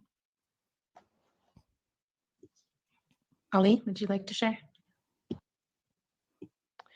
Yeah, and I'm going to basically repeat what everyone said. I'm so honored to be on here. In fact, so honored that earlier on I was asking myself, like, I'm literally on a panel with like people whose work I've admired so much for so long. What am I even doing here? And then I remembered I was reading the book and I was thinking to myself, none of this work is individual. Like, I'm not coming here to talk about my work. I'm coming here to talk about the work that I have done with so many other people. So I'm representing them, and that feels good and centering. So, right, like I said, my name is Ali Wayne, pronounced he, him, his, undocumented activist, originally from Senegal. Farron, I have a question, and you don't have to answer it if you don't want to, and it has nothing to do with the presentation. But you're here, and we seem to be building a rapport because we actually do agree on a lot of stuff, and I'm just curious. Farron, what do you actually think of Chrissy Mayer? You can tell us. We'll keep your secret. It'll be fine. It's not like we're live on the internet or anything. What do you actually think of Chrissy Mayer? This is like the ultimate test of a question right here. We'll see how this goes. And then had to learn what it meant to be Black in the US. It's been a doozy. And I started out organizing actually out of Chicago with the American Friends Service Committee in Chicago in the early 2000s. And I actually am really happy that one of my mentors, Mary Zirkle, is here to listen. She's someone who took a chance on me when I was fully undocumented and I didn't have any sense of what I wanted to do in the world. And she took me in. And it's 2023, and I'm still here doing the work. I've done a lot of work on anti-war issues, economic justice issues, global justice. And my work recently has been at the intersection of migrants' rights issues and racial justice issues. As an undocumented and Black person, I often tell people that I became an abolitionist quite organically. My current position right now is I'm on the advisory board of the Immigrant Justice Network. But my home group is the Syracuse Peace Council here in Syracuse, New York. And I've organized with Black Lives Matter Syracuse, the Black Alliance for Just Immigration, the Undocu Black Network, and a whole host of other groups. And just really happy to be in this Abolition, when they just say abolition without any other context, typically means prison abolition. So they basically want to get rid of the prison industrial complex, which I got to be honest, I kind of agree with them on. I really do. I think that the prison industrial complex is completely corrupt and unsavable on like so many effing levels. And so when they say abolition, that is generally what they're referring to. I don't spend a lot of time on it on Socialism Saturdays because, to be honest, I actually agree with them mostly. I'm sure I don't agree with them on every point, but I agree with a lot of what they say. And I think a lot of the stuff they're doing is actually a lot more dangerous than the prison abolition stuff. But I can understand why that would be confusing because they use abolition. They'll say like, abolish this, abolish that. But when they're just using the term by itself, that's typically what it refers to.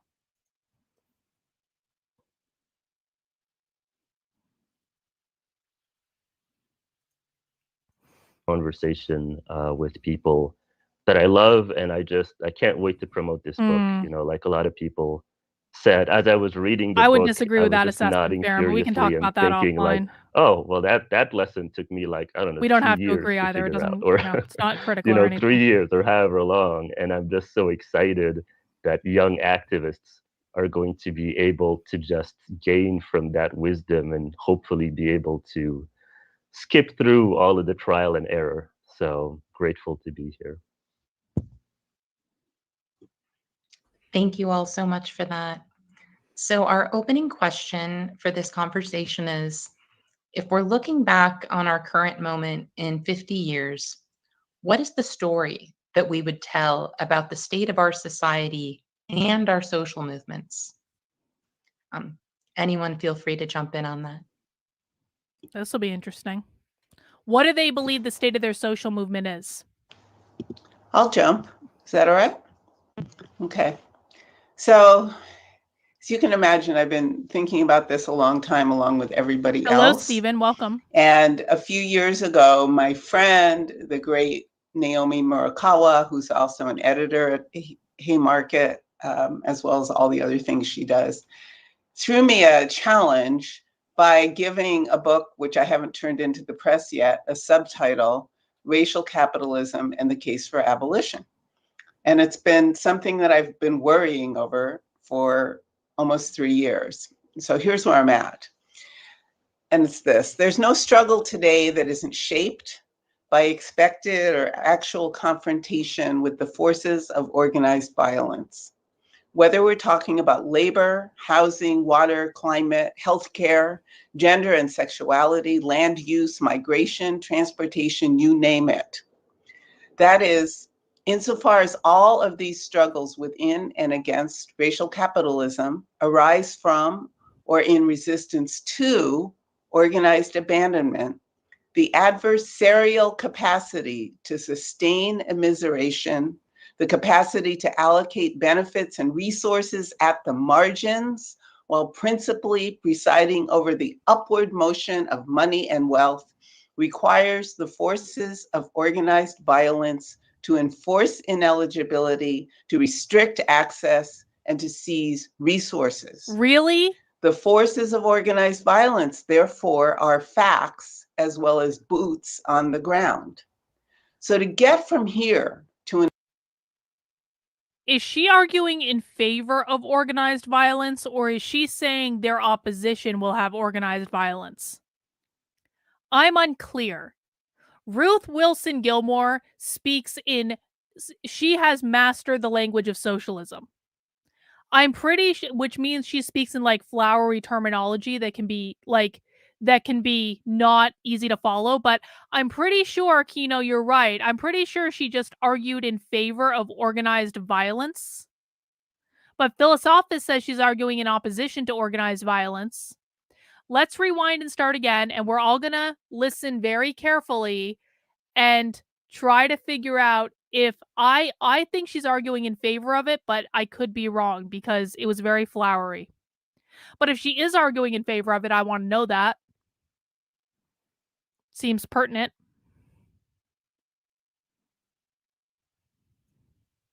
a book, which I haven't turned into the press yet, a subtitle, Racial Capitalism and the Case for Abolition. And it's been something that I've been worrying over for almost 3 years. So here's where I'm at. That's kind of what I thought. And it's this: there's no struggle today that isn't shaped by expected or actual confrontation with the forces of organized violence. Whether we're talking about labor, housing, water, climate, healthcare, gender and sexuality, land use, migration, transportation, you name it. That is, insofar as all of these struggles within and against racial capitalism arise from or in resistance to organized abandonment, the adversarial capacity to sustain immiseration, the capacity to allocate benefits and resources at the margins, while principally presiding over the upward motion of money and wealth, requires the forces of organized violence to enforce ineligibility, to restrict access. She's arguing that capitalism requires organized violence. A couple people said that in the chat. You are right. Philosophist gets the gold star today. Kurt also gets the gold star. You guys are right. She's arguing that capitalism, and just ignore when she says racial capitalism, honestly, it's a term they made up just ignore it. It actually doesn't it's like how whiteness means capitalism. It's kind of like one of those things. I don't think there are substantive differences with like whiteness being capitalism and calling it racial capitalism, but she's arguing that in order to have a capitalist society, you need to have organized violence to make sure that all the resources stay with the bourgeois and away from the proletariat. Well, Kino, that is a deeply respectable position.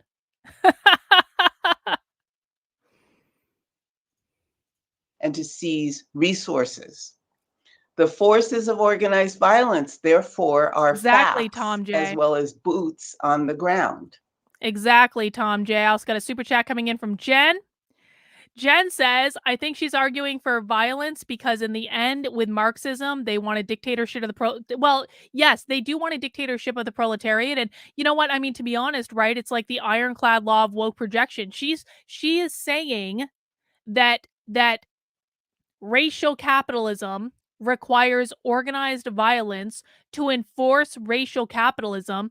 But in reality, what she means is that the opposition to racial capitalism is going to have organized violence because these people project everything they themselves do onto their perceived enemy, which in this case is capitalism. So it kind of is actually it's kind of both, isn't it? If they always project, then her saying that the enemy is organizing around organized violence means that they're organizing violence on their end. Well, you got to watch more Socialism FBI special. You'll learn through osmosis at some point. So to get from here to an emancipated future, what the assassinated youth and leader Lindokule Mngune of Abashali-based Jondolo said before he was killed, socialism or death. To get from here to an emancipated future means going through abolition. Therefore, Autumn, this is a specific lie. Autumn is a socialist for people who don't know, and this is another one of her socialist lies. ANCAPs go by the non-aggression principle, Autumn. Don't hurt people, don't take their stuff. So no, unless it's voluntary violence, it could be voluntary violence like a duel or something, but that's voluntary. But no, ANCAPs do not endorse the use of violence. That is completely untrue. dialectically, abolition, to get there, must be green. To be green, it must be red. And to be red, it must be international. So that's my story. Very insightful, Ruth. Thank you. That's why we have Ruthie lead. And no one understood what And Ruthie said. I was just captivated by that. So We all were. What I've been really thinking about is how if I'm looking back from 50 years later, so I'm on a porch, I'm a serious elder, I'm a little crotchety and I'm even more honest than I am now. And it's really hard to know you're in a turning point when you're in a turning point, but I think that's what we're in right now. And I think that this is the moment where we shifted some fundamental practices around care, around relationships, and around strategy. And what I've seen in my time within movement work is that at different points, we are attentive to one of those better than other, right? That we can be attentive to strategy with, but not care. That we can think about the relationships or the bases that we're building, but not always be attentive to strategy. And I actually think that this moment requires all and all together. And I feel really excited about some of the conversations that people are talking around. How do we address conflict in our movements? How do we build spaces that are aligned 3 weeks with ago. the visions that we seek? Very new. How do we talk about abolition in a way that is infectious to as a mass-based movement, right? I'm just really, I think that we are honing ourselves into organizing strategies out of our own survival, Vince. out of the way that right now I think there is a lot of strategy unfortunately, coming out of the right wing, that a lot of this is what I love about socialists, is that they're so naive. They think, I can't tell whether socialists actually believe this or if they're just saying that they believe this in order to like rile up their side of the aisle. But like, socialists will say all the time that the right wing is completely organized and completely cohesive. And I'm just like, come on. If that's what you're worried about, that they don't know their enemy. Just like the right has no idea what the left is doing, the left also has no idea what the right is doing or how awful the right is. Oh my god. The right in their wildest dreams.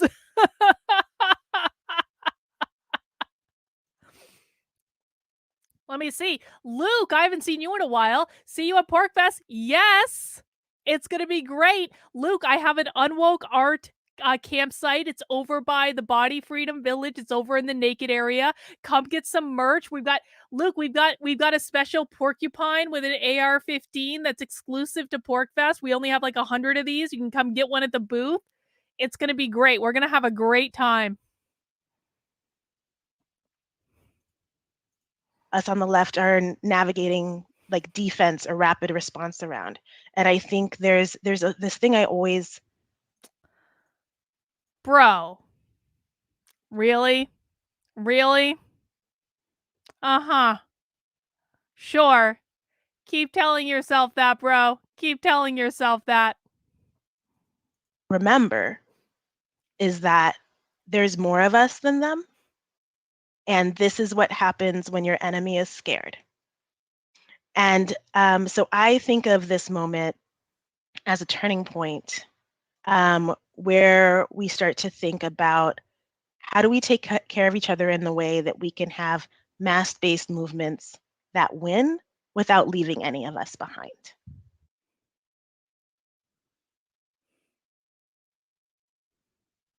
Yeah, and I don't have much to add because I agree with everything.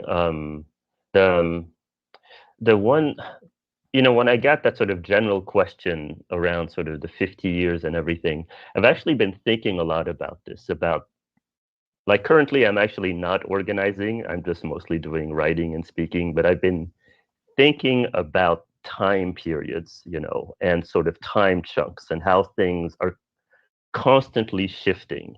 Right now, so a lot of my work is on immigration. And if you look at what's been happening at the border, if you look at what's been happening of criminalization of... Hang on, we got a super chat coming in from Shauna. Thank you, Shauna. They believe the right is both cohesive and broader than it actually is. Don't forget that Lindsay is right to them. I mean, they think everyone to the right of Mao is right to them. It's actually insane. They think a lot of Democrats are on the right. But yeah, I mean, they have a completely distorted view. Really? I don't watch anything outside of socialists. Are you on glue? Are you on glue? Or are you just stupid? Because I'm slowly coming to the conclusion, Ultra Maga Salty Army, that you're just not smart enough to be on my channel if you actually think that that's true. So we're gonna see how intelligent you are in the next couple moments, I think.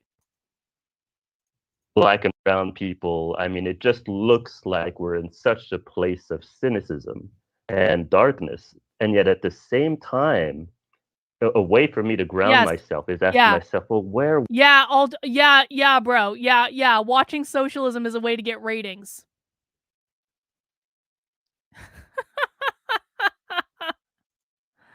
Were we 20, 30, 40 years ago?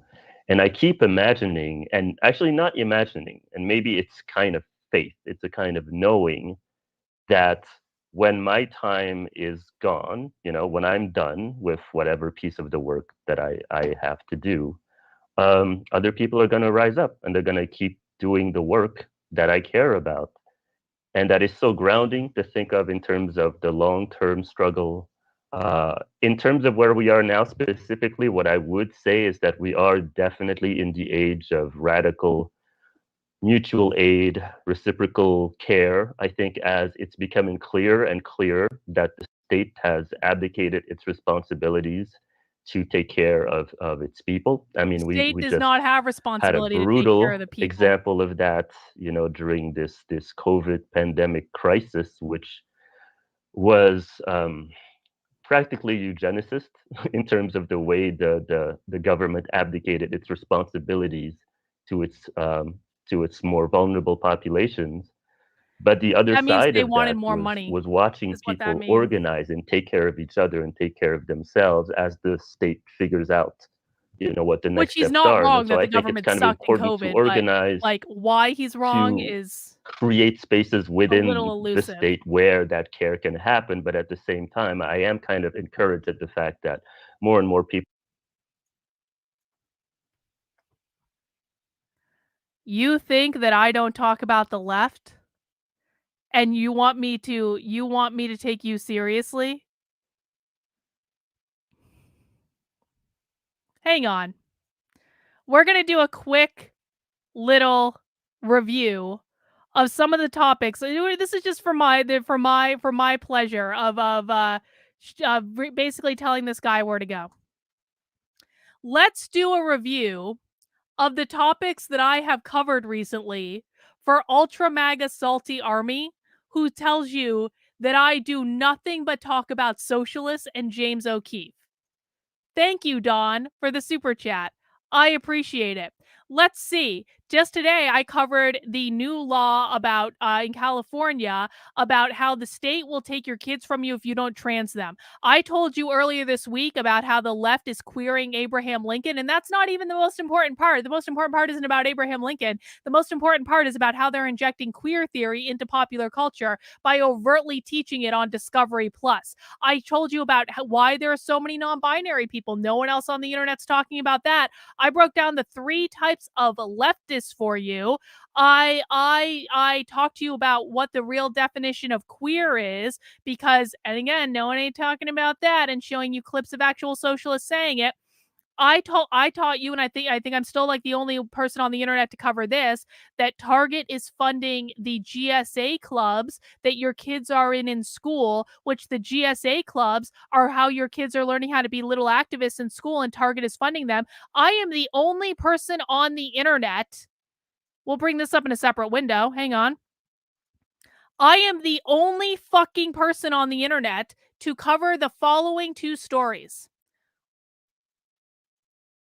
I told you that Tufts University is currently running a study to study non-binary 3-year-olds, and the person running that study is also an advisor to the organization that is building a trans middle school in New York, exclusively for trans and non-binary kids, taught by trans and non-binary teachers. I think I'm the only person on the internet to cover those 2 stories. I wrote this here article about the 10 things that you need to know about the woke left, all with receipts and videos to back up every single thing that I'm saying. But yeah, all I ever do is talk about socialism and James O'Keefe. I bet the cult he's referring to are Jameses. I would tend to agree with that. Let's see. What else have I covered recently? Let's see. Let's just go down the list. I am the only person to show you evidence that BLM actually supports the teaching of critical race theory in school overtly. I am the only person on the internet to show you proof from the Cambridge, Massachusetts school district that they're teaching anti-racist math in elementary school. Please tell me more about how the only topics I cover are socialism and James O'Keefe, bro. That's just in the last couple of weeks. And yes, I still, to this day,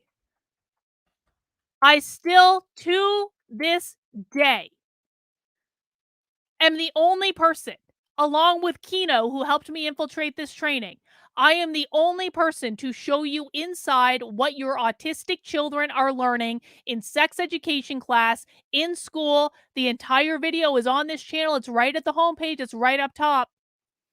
I'm the only one who took you inside of a socialist reproductive justice conference. Let's see. How about this? My Day with the Socialists. I have a whole section on what happened inside the Socialist Reproductive Justice Conference, to include the abortion tour that I went on to learn how to give myself a self-managed bathroom abortion, complete with abortion doula and abortion shrine. So don't tell me that I only talk about like these socialist assholes and James O'Keefe. Please. Please. Thank you guys for allowing me to get that off my system. And Farron, if you want to help me elevate any of these stories, I would actually really appreciate it, especially the autistic sex ed one, which is actually the most important.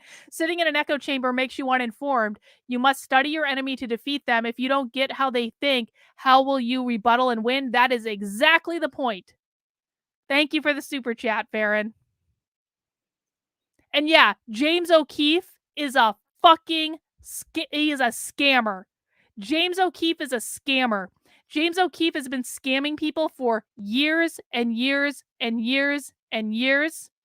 He is not the person that did the journalism that built Project Veritas. He's not. And if anyone is under the illusion that James O'Keefe is going to save everyone with his new organization, that is just a fantasy. That is an absolute fantasy. And you guys are going to destroy Project Veritas in the meantime. Well, actually, they're going to be fine, but you're trying your level best. Anyway. Thank you. Let's get back to the show. I appreciate you guys allowing me that point of personal privilege. Because seriously, these people that come onto my channel like, Carlin, you only ever talk about things I don't want to hear about. Where the fuck were you when I exposed the trans middle school? Jesus Christ. People are just turning to each other for support. And I also think that this is a moment of deep intersectionality. And I'm talking about not just now, but like at least the past 10 years, what I've noticed in terms of organizing is less siloing. Hang on, we got a super chat coming in from Dawn. Dawn, is someone who has tuned in for a few months now, I can assure you that whoever that she is not doing these things, I am absolutely not doing these things for ratings. If I was doing these things for ratings, I'd be like, Trump is the greatest. Trump is the greatest thing that's ever happened. And he's just like, Trump. I mean, can you get enough Trump? Trump looks so cute today. Did you see Trump and his little I would be doing so many fucking Trump videos. You wouldn't even know what hit you. God. But instead, I show you socialists, the real socialists, for ratings. Sure. Of issues. More and more people realizing how interconnected our issues are.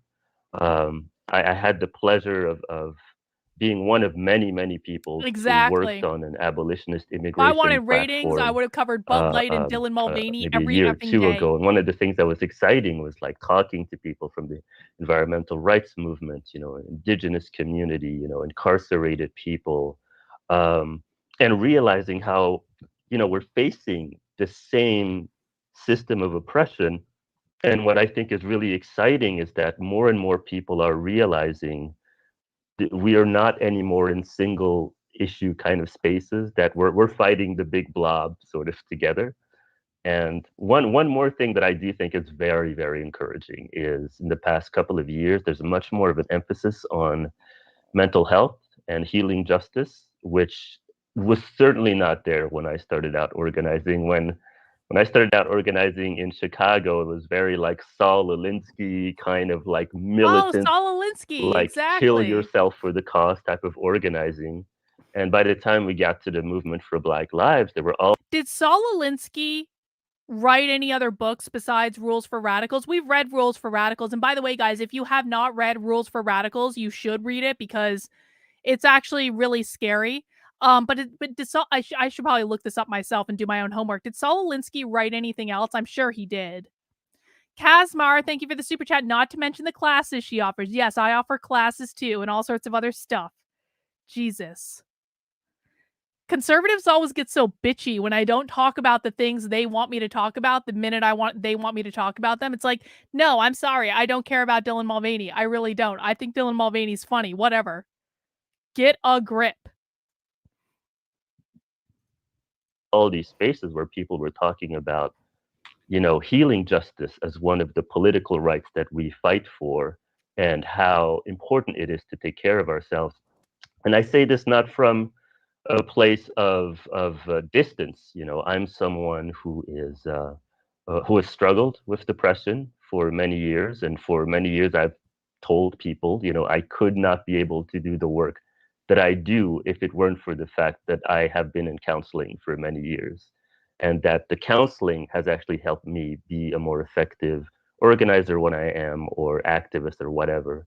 And I think that's really exciting to see that, especially if Mm. younger organizer, this Thank you, Farron. recognition of like, oh no, the system does not deserve We our should be physical learning from or mental Alinsky death, wherever we can. right? It doesn't deserve it. We're trying to create a better world. There's no point in like killing ourselves to get to this better world.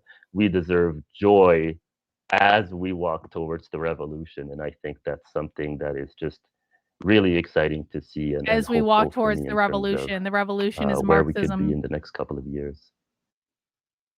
in case anyone's confused. Thanks, Ali. This is Miriam just jumping in to say that I think we have a really great example, particularly for those of us who have a lot of Chicago ties, of something that probably the rest of the country can't see in the same kind of way if you weren't as involved over the last 2 decades in what has been going on in that city. Perfect example of what Ruthie talks about around the forces of organized violence. I mean, my gosh, think about the CPD and its history of crushing everybody, right? And then the forces of organized abandonment, and what is the closing of 50 schools and all of the public mental health clinics, and the razzing of Cabrini of public housing. I mean, that is, you know, emblematic of what we're talking about here when we speak about organized abandonment. If I really wanted to get ratings, you know what I cover every single day? Meghan Markle and Prince Harry, because they're about to get divorced, and it's going to be so great. I want the divorce hearing televised. I know it won't be. They'll be like super secret, like, you know, NDA. They're not releasing any of that. But goddamn, if I really wanted ratings, that is what I would cover. Meghan Markle and Prince Harry every effing day.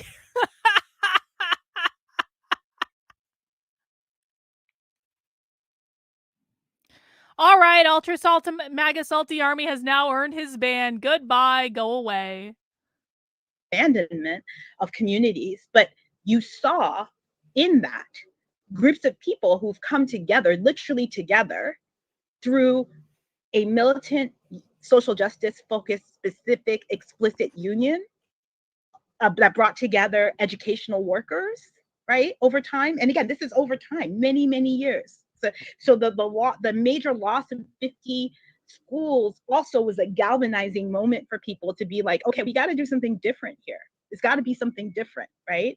And we have to use strikes, and we have to be able to also, alongside that, a long history of groups that have been doing all kinds of other kinds of organizing in the city, housing and tenants' rights, abolitionist organizing of various kinds around closing prisons and detention centers, around fighting against surveillance through, you know, the shot spotter, around all of these different kinds of movements that came together. The United Families Union that came together to really kind of put together the ground game, Emma Tai and that crew, grassroots leadership, and under the leadership of Amisha Patel and others, all those years of fighting on the TIFs, you know, that it was like when I was in like a 3-week fight on Twitter with Amazon Eve, and then Amazon Eve started coming to Socialism Saturday, and now we're friends with Amazon Eve. This is great. I freaking hated Farron when the whole Liza Blue thing was going on. No offense, Farron, but like, she's here, she's participating, she's learning. I love this. This is great. I love it when people come together and stop focusing on bullshit and nonsense and actually do things that are important. But Farron actually seems pretty great. Manual was centering downtown and taking and like siphoning off the resources of the West and South Side and not giving back to those particular communities. And I'm not saying that one election makes a difference. I'm saying that the people in that city have been fighting for 2 decades against all of these forces to come together to try to use the lever of the election side with the lever of the community side, with a mass kind of mutual aid networks all over the map right now. Who is taking care of all the migrants that are being brought to the city in the ways that, through the South and through the other places where they're busing in people by the hundreds of, a day? It's community folks that are rallying. And what are they doing that based off of? They're doing that based off of the networks that were built in part through COVID, right? That still exist, that are able to be activated towards assisting. It's not the answer or the solution. Oh, but wait. So are you telling me that when Trump shut down and you guys know I love Trump. I do. I'm not going to vote for him, but I'm not going to vote for any Republican except for Vivek. Like Vivek's the only one that's got a shot and he ain't getting the nomination. But I love Trump in terms of like entertainment value and I think he's funny. But anyway, are you telling me that this socialist is telling us that when Trump shut down the entire economy because he was listening to Anthony Fauci, that the socialists and the woke leftists took that as an opportunity to build a massive activism network because they had nothing else to do? Are you telling me that they took advantage of that opportunity and that might have been why we saw $2 billion worth of property damage? Because once they shot out of a cannon at like a bunch of nut jobs after George Floyd, they had already built an entire activism network in the downtime that they have. These are the types of things we learn on Socialism Saturday.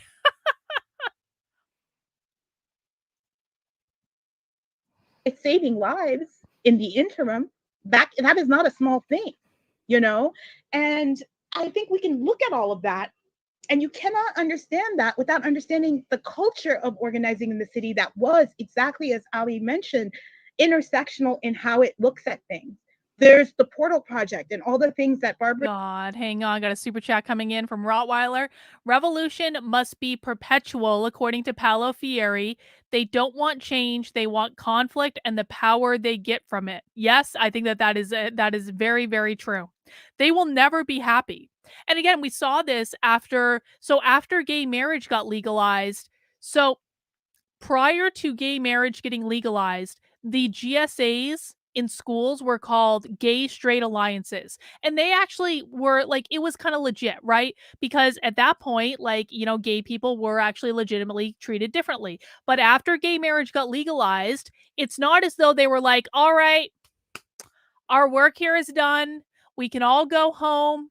Everyone has equal rights now. We don't have to worry about it anymore. No, what they did is they shifted the entire focus and they renamed the gay straight alliances to gender sexuality alliances, and they shifted their focus from focusing on the LG and B, and they instead focused on the TQ because they had to keep the conflict going. It had to be perpetual. We see this happening all the time. Thank you, Rottweiler. Appreciate it. Well, both RFK and Tulsi are going to be at PorcFest, Luke. So we'll see how that goes. Oh, God. I don't know. I'm never running for office again. That was even though my running for office was a joke, it was a horrible mistake and I'm never doing it again. I'm retired from that particular endeavor. Has been doing to bring people together across the city, but also across nationally and internationally, having conversations about what was going on a regular basis. You can't pinpoint one thing, but everything led to everything else. And everything will lead to other things into the future, things we can't expect, the surprises that we were not going to be able to envision sitting here that will happen 50 years from now out of the work we currently do and the work we did 10 years ago and the work we did 20 years ago and the work that came before that. So I think in just that small example, it isn't utopia and it's not intended to be. It isn't perfect and it's not intended to be. But what it is struggle that's ongoing. Those organizers that now have Hang on, got a super chat coming in from Farron. Barron says, I tell my audience this, and you see it living in DC. For both Dems and GOP, nothing gets fixed. Why? When things get fixed, people stop making money. Oh, yeah. Yeah. There's no wealth or fame or fortune or status with solving problems. They're only there to take it. This is what I say, guys, when I'm like, and what I've taught my audience, Farron, and let me know if you agree with this, is I basically think there are 3 types of people that are like basically creating content on the internet. I think there are activists who are people who are actually interested in solving problems. I think there are entertainers who I think most of the content creators are, which is they may care about a problem, but they're not actually going to try to solve it. They just want to use the problems to get wealthy and get ratings and get clicks and get all that stuff. So they're basically taking advantage of a problem to prop themselves up. And then there are grifters who will just say whatever they need to say for likes and clicks and things like that. And I think it's the same with politicians. Politicians are like entertainers. They basically there's no incentive for them to actually fix anything. So and they can't keep they have to keep the issues going so they can keep running on the issues. This is why the Democrats will never legislate abortion. They have no cause to at all. If the Democrats actually legislated abortion, that means they wouldn't be able to run on it anymore. And they raised a metric ton of money in 2022 running on abortion. They kicked the GOP's ass running on abortion. Why would they give that issue up? It makes no sense. Here at the mayor's office aren't stopping. They're not like just like, oh, cool, we've got a potential friend there. No, they're gonna push because this is Chicago, and people already are complaining that they got left out of the inauguration and they shouldn't have gone with, like people are going to, that's going to continue to happen. And, you need to do better and we need to and people are ready for that. And I like to see that like exponentially grow. True. In all the cities, right? People are absolutely pushing right true. now in Philadelphia for a different governance structure. And maybe they'll win. And maybe that will also be a space. Does anyone know what's going on in Philadelphia? She just said people in Philadelphia are pushing for a different governance structure. And I mean, there are a lot of socialists in Philadelphia, like a lot of socialists. Does anyone know what's going on? Fill me in if you do. If not, we'll look it up later. That will bring a lot of new things into being that can actually move us closer to where we need to go. So I guess for me, that those actual tangible examples make all the difference. And that's why we bring them up in the book, because I do think people forget often because we're in it. The feeling of overwhelm is real. Like, what is going on? It feels like every day something horrible is happening and we're all feeling it. We're all feeling that overwhelm. But sometimes what that overwhelm does is it actually makes people believe that nothing is happening that is good. And it also makes people feel really kind of intentionally that nothing can actually be done. That nothing can be done, which is the biggest lie. The biggest lie. There's always something that can be done. Ruthie teaches us that all the time, right? There's always something that can be done. It's just not true. Like whatever, if that's being told to you, or if that's thanks for trying, whispers in your ear, like get rid of that idea. There's always something to do, especially if you're going to do it with other people and you're going to do it collectively, right? So I just wanted to add my 2 cents in on that. Thank you for that, Miriam. I agree with so much of what has been said, and I feel that so much of the moment that we're living in has been summed up. So I'll just focus on the aspirational for a moment, which is that I mean, ranked choice would benefit the socialists. There are a lot of DSA people who run for office in Philadelphia, so ranked choice would certainly give them a better chance of actually winning elections. Although the DSA people actually win an impressive amount of elections, considering they're DSA people. I narrowly missed going to the DSA conference this year. I really want to go next year. Really, really, really want to go. When I think about the story that folks will be telling in 50 years. And DSA means Democratic Socialists of America.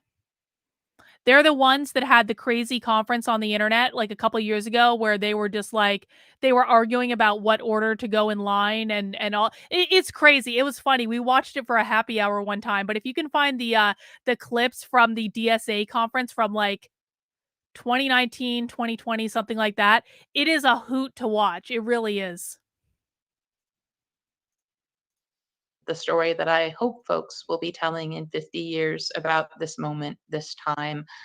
I hope it's a story about how we found each other in dark, difficult times, and how a ragtag movement of movements of people who gave a fuck in a world that told them not to created a revolutionary counterculture of care that ultimately defeated the death makers.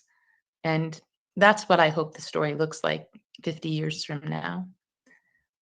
So moving to our next question, is there a part or section of the book that you feel is particularly relevant or resonant or useful to this storytelling that we're talking about? Anyone can jump in.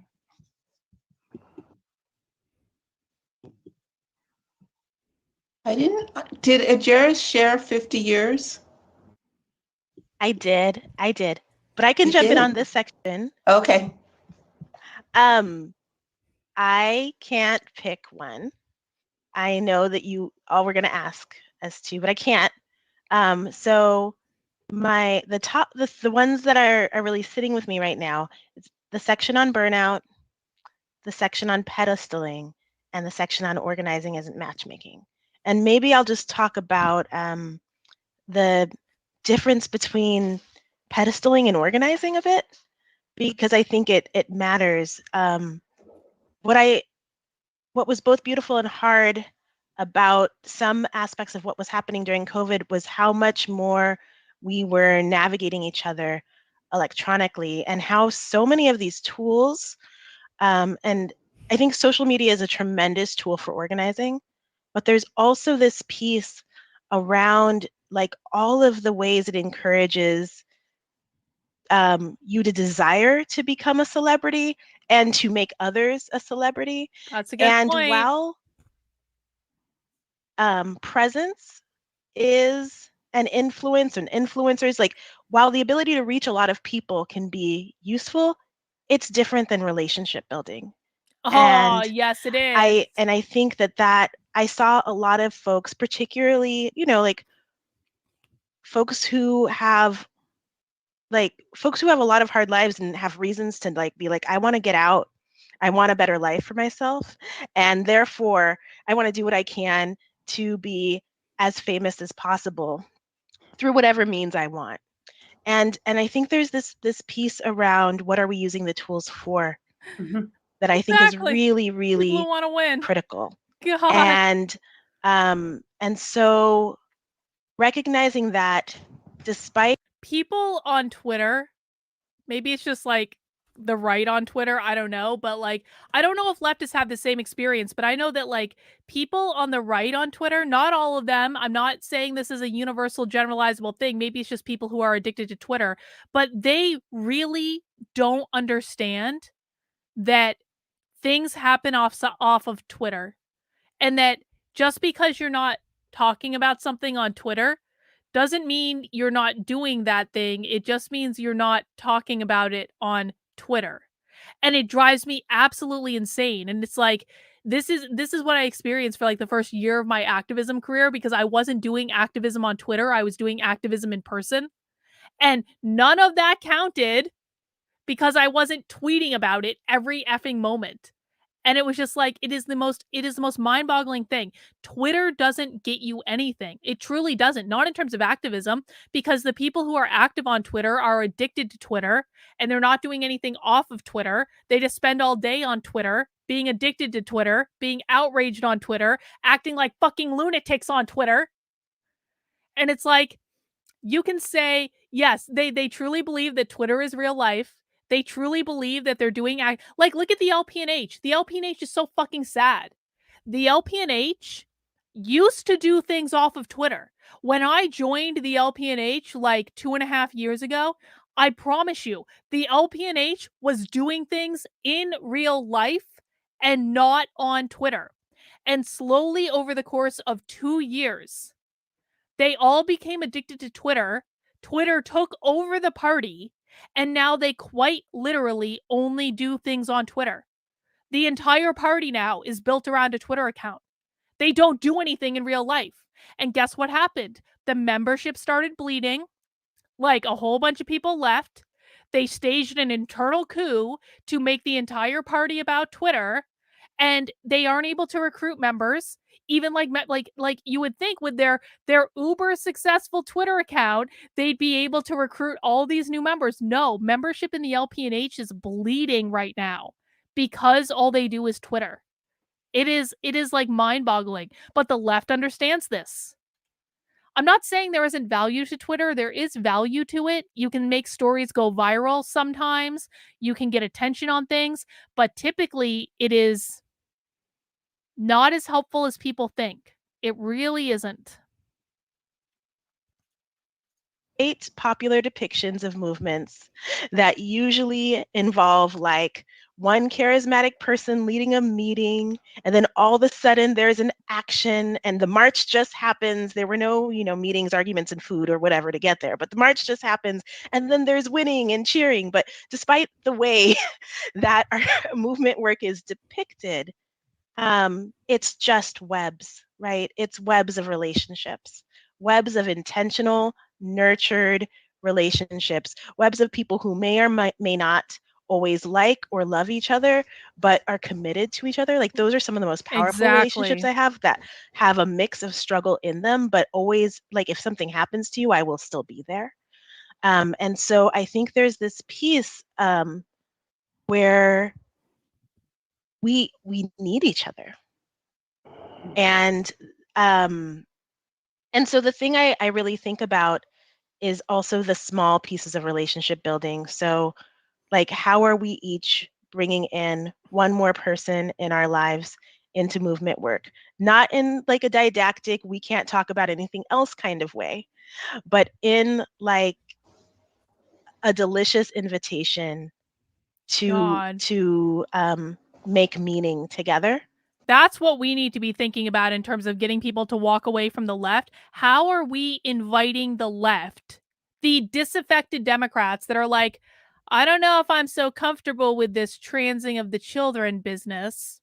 How do we get those mama bears back? The ones in 2021 that voted for Glenn Youngkin, even though they were Democrats. Because I think that Roe v. Wade lost them. I really do. I think that Roe v. Wade, it was such a massive fuck up for the right. It's not even funny. But it lost all of these like disaffected like lefties who were not comfortable with what was going on in the schools. And we need to try to find a way to get them back. We need to like refocus, like, remember, your kids are still learning this stuff in school. We think the right's crazy too. Don't worry, we'll deal with that abortion bullshit later.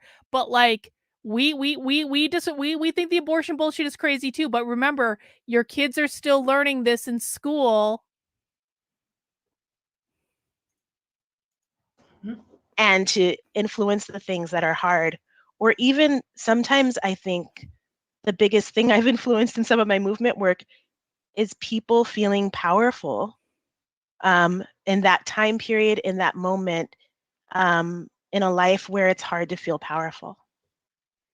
And how much just those moments of power in actions, with policy wins, whatever it was, how much those moments of power change. I was thinking about people I used to organize with 10 to 15 years ago that I don't see as much anymore. But I was also thinking about that. I ran into this woman. We worked together when I was doing a lot of organizing around childcare workers in the city about 15 years ago. And I ran into her. I was at the bank, and she did outreach to me. And she's like, you need to get involved in this project on my block. Here's what's happening. Like, we're trying to like address the gentrification, blah, blah, blah, blah. And that, once the spark is lit, we hone it, we shift it, we take steps back, but it's a spark that Fun fact. Apparently, I just got an email informing me that I just reached 2,000 uploads on YouTube. That's one heck of a midlife crisis right there. I hit 15 million views a couple of weeks ago and 2,000 uploads. Not too shabby for someone who never wanted to be on YouTube and accidentally went viral on the internet. Continues and that we need. And so any chance I can talk about the importance of bringing folks into our movements and maintaining them, I will take it. But I also think and to connect it to the other section, and as I've said, the more of us that there are to care for each other and hold each other up, it's the best antidote to burnout that I know. So that's me hyping up my favorite sections.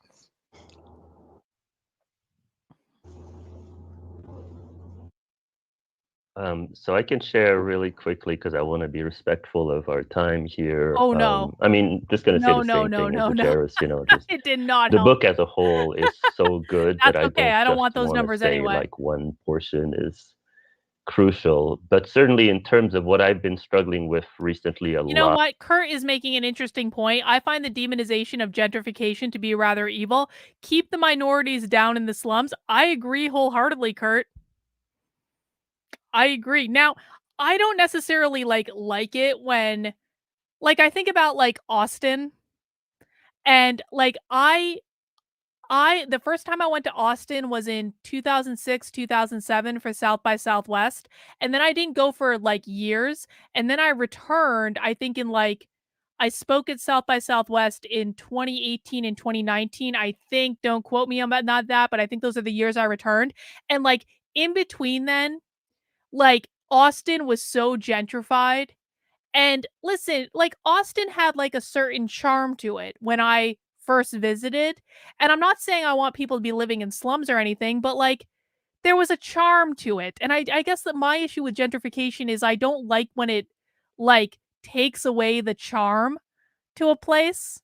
But I also do like that generally there's more stuff to do. There's everything's a little bit nicer, a little bit spiffier, maybe a little bit safer. But I don't think it's an innate evil to be gentrified. I just wish they didn't I just wish they didn't make everything corporate and look the same, you know? Is the problem of the pedestaling of activists and the kind of weird neoliberal celebrity activist place that we're arriving at. Now, I want to be clear, I'm not someone who's an ascetic and who's just kind of like, activists should be like eating ramen noodles, for the cause or whatever. Like, I want everyone to have a good, healthy, material life where they get to afford what they need. That being said, I think over the years, I've known so many young, absolutely brilliant organizers be just given the spotlight, the money, the recognition. Hang on, I got a super chat coming in from Welcome to the Apocalypse, aptly named. If the actual Liberal Party would speak out about the Marxists pretending to be liberals making us look bad, maybe we could grow Is the Liberal Party a thing? I don't know if I've joined if I've heard of the Liberal Party, but sure, if the you do you mean the Democrats, or is there an actual, I mean there's a party for everything nowadays. But yeah, it would be great if more people would speak out against the Marxists. I think that would be ideal myself. Thank you for the super chat. I think most liberals that when I think of liberals, they don't believe that Marxists are a real thing. They don't believe any of this really exists. They think it's a right-wing conspiracy theory. I mean, I definitely used to. I had no idea about any of this stuff before I red pilled. And so I can understand that because again, they're lied to by people that they trust to tell them the truth, which is a sad thing, I think. Way before they're ready for it. And I want to really have a space of compassion for that, because it's so easy for us in organizing spaces as we sort of co-struggle to just be like, oh, well, this person is a sellout and I would have done differently. It's more complicated than that. First of all, the system often chooses, who becomes the celebrity activist. And second of all, unless that activist is connected to a That's community true. with The system accountability, it can chooses go to to your become head really quickly. celebrity activist. And I want to be clear once again, this is not some kind of I'm not casting stones here. There was this tiny moment. It was about 6 months worth of, all right. When I'm a very grassroots activist. I'm not well known, but for some reason, for 6 months within Movement for Black Lives Spaces, I was starting to get invited to all of these highfalutin places like hotels, nice dinners and all sorts of funders wanting to hear me out. Listen, as someone who was used by the conservative right for a good year of my life, do not trust any bullshit they say when they start inviting you to do things. Truly. If it's something you want to do, That's one thing. But I got to tell you, like, if I wasn't like invited to do things today, I'd be like, what's going on? Are you guys going to pull the same bullshit you did with me in 2020 where I was expected to speak your talking points at all time and any deviation from the talking points was going to result in like the worst cancellations I've ever experienced in my life, just like you're a bunch of leftists? What do you actually want? What is going on? I'm not fucking convinced. Like, do not like, and I'm telling you, Farron is backing me up here. Like, be fucking careful when they start inviting you to things because they probably want to use you for something. I was used by so many conservative organizations in 2020 and I had no idea what was happening and I thought like I was doing the right thing. I was like, I just want to tell my story and I want to get more people to believe the left. I was so fucking naive because I was so like my head was spinning. I was like, what is true? What is false? What is up? What is down? I had just red pilled from being a Democrat for 20 fucking years. But like, do not trust any of them. They all had ulterior motives the entire time. And the minute that they couldn't use me anymore, that's when the real hell started. Truly. Out in, and I was just like, I was starting to, I have to Exactly. get used to this, right? This exactly. They expected me to be the useful idiot. And I was for a long time. And I realized how dangerous that could be if I wasn't more grounded, if maybe I was younger, maybe I was more hungry for attention. And I wish that we had, oh, and I hope that we construct more spaces where we could help younger people move into these spaces of leadership and visibility.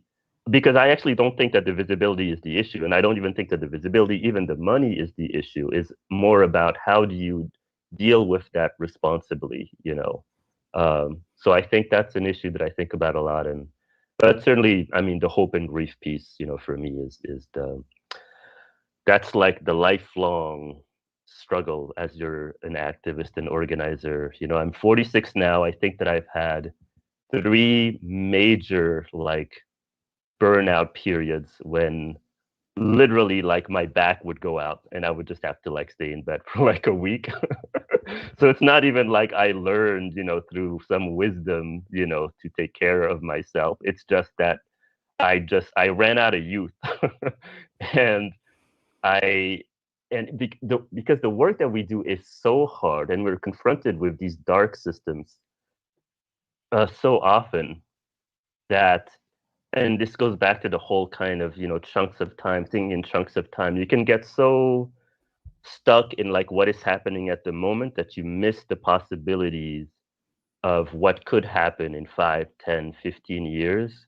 And I love the conversation around hope being an active discipline, that the organizing is the hope making. And this is actually something that I learned organically, and that in many ways saved me. Wasn't sure. I don't know if it's appropriate to talk about it in this a forum, but I do think it's kind of important to give you a sense of like the organizing being the hope.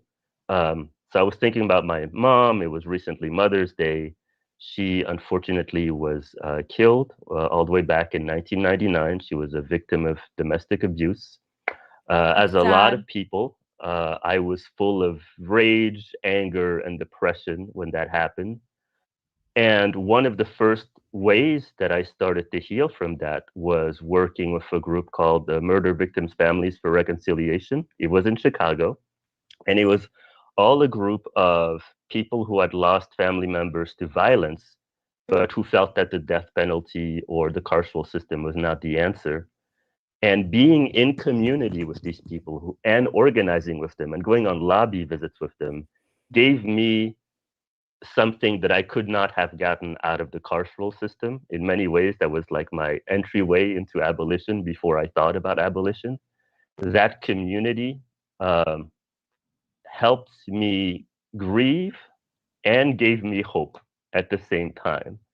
And so the section on hope and grief is so crucial because those of us who are working on these systems, we're always going to be grieving. There's never going to be a moment when you don't grieve, One last real quick thing is just I was thinking about by the time we got to the moment when there was this shooting of Black people at the Buffalo Tops um, supermarket, a couple of months ago. It was one of many, many shootings and mass shootings that happened that was directed at Black people. At the time, I was with the Undocu Black Network, and we had a meeting that day, a regular sort of staff meeting, and we were all clearly like not well. And we had someone on the team who was actually our healing justice coordinator, and she was just like, "Stop. Don't do what this system is telling you to do right now. Don't bypass your grief. You're feeling awful.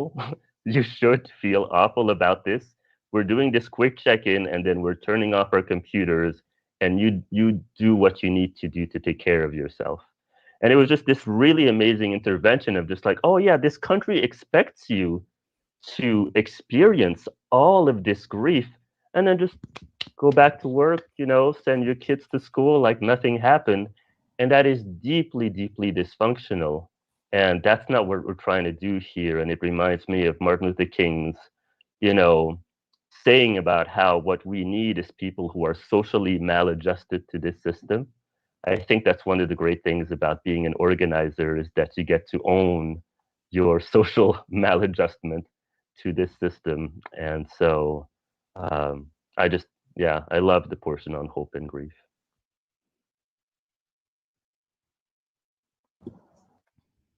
I'm really moved by everything that everyone has said so far. My favorite chapters, I actually, the book is my favorite, the entire thing from the beginning to end. And something I wrote privately to Kelly that turned into an advertising blurb that the stealth blurb thief, Mariam, put out in the world is actually true. And that is that reading this book makes you feel like Kelly and Mariam are sitting with you talking, not talking at you, talking with you. And bringing into the conversations all of these other people, so people they've talked with, people they've read, and it becomes so convivial and so moving and full of complex thought. All of these things are true at once about this book. And when I say complex thought, for those of you who go, ooh, I don't want to read that, I don't mean complicated or, abstract or vague. I mean complex, like Ali was just talking about, or Jairus was talking about. You get so far in figuring something out, and then you run into something like, oh, I have to do the work, and yet all these Black people were killed today. And the complex part seems so simple once you've gotten to it. No, don't do the work now, because part of the work is grieving, right? Part of our conviviality is figuring out how to live together. So for me, of the various chapters, the ones that really made my heart sing were organizing isn't matchmaking. I feel so profoundly Ain't committed that the truth? To the necessity that the political organizing is not matchmaking. Now, she might have a different thought about what that means, but what I think that means is you don't get to choose who you organize with. You don't get to be like, you really don't, because there are not enough people who are actually doing substantive things to fight back. And one of the things that drives me absolutely goddamn insane about the anti-woke space is that it's just a whole bunch of people that are infighting to make money. And that's all it is. And it's like, I'm like, I will literally work with anyone, as long as you want to do something that's real and you don't want to bicker and you don't want to focus on bullshit, I will work with you. Now, we might not like each other. We don't have to be best friends. We don't have to hang out on the weekend. We don't have to go to each other's birthday parties. We don't have to do any of those things, but we should be able to have some sort of cordial, respectful relationship where oh, I don't know, you aren't shit talking me and I'm not shit talking you and throwing you under the bus. And you know what? Like, people accuse me of infighting all the time. Well, you know what? I'm never the one that starts it. And so if we can come to some sort of truce where people are not shit talking each other behind their back and they're actually, I don't know, coordinating resources and saying, you know what, like I have this, maybe it can help you out, you can help me out in this way, and like being strategic about things, we would be so much further along. We would be so much further along. But if you don't want to play that game, and you want to go shit talk me on the internet instead, I will reciprocate. But it's not my preference. It's not the way I'd like to do things. I think we should be able to work together. I think that we should be able to find common ground and focus on common goals that we all have. But yeah, Farron and I didn't like Farron before this. I mean, I didn't really know Farron, to be all that blunt, but I didn't like the Elijah Blue shit. We're getting along just fine. Now, Farron, if I find out that you're playing a trick and you're like doing some sort of spy thing to throw me under the bus later, make no mistake, I will come at you with the fury of 1,000 suns and you won't know what hit you. But I hope that's not the case. I genuinely do. We're having a good time tonight. Why do we gotta ruin it? Ain't no reason for it. Ain't no benefit to it. Can we all just be adults for one? I feel like I came out of a world where I was like teaching people how to get along. And I'm just like, can we just all be adults and put on our big boy pants? Like, I just don't know why this is so hard. We weren't really fighting. We weren't fighting. Like, I've never spoken to Farron before this, but I just didn't like the Eliza Blue stuff. I basically blocked everyone involved in that because I thought it was so gross. And it didn't matter if I knew you or not. I was like, fuck this. Also, Defango was threatening to come after me, and I was like, yeah, I'm not gonna like mess around with this bullshit. And so, yeah, I mean, we never knew each other before that, so who knows? Political work we do results in a provision of inalienable goods and necessities for people I despise. Like, it is so far from matchmaking. I don't want to know them. I despise them. I have a Vermont they too accent, need food and okay. shelter and their own joy.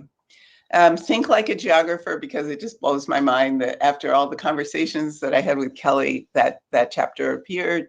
And just again, folks, it's not about me. It's about an approach to thinking.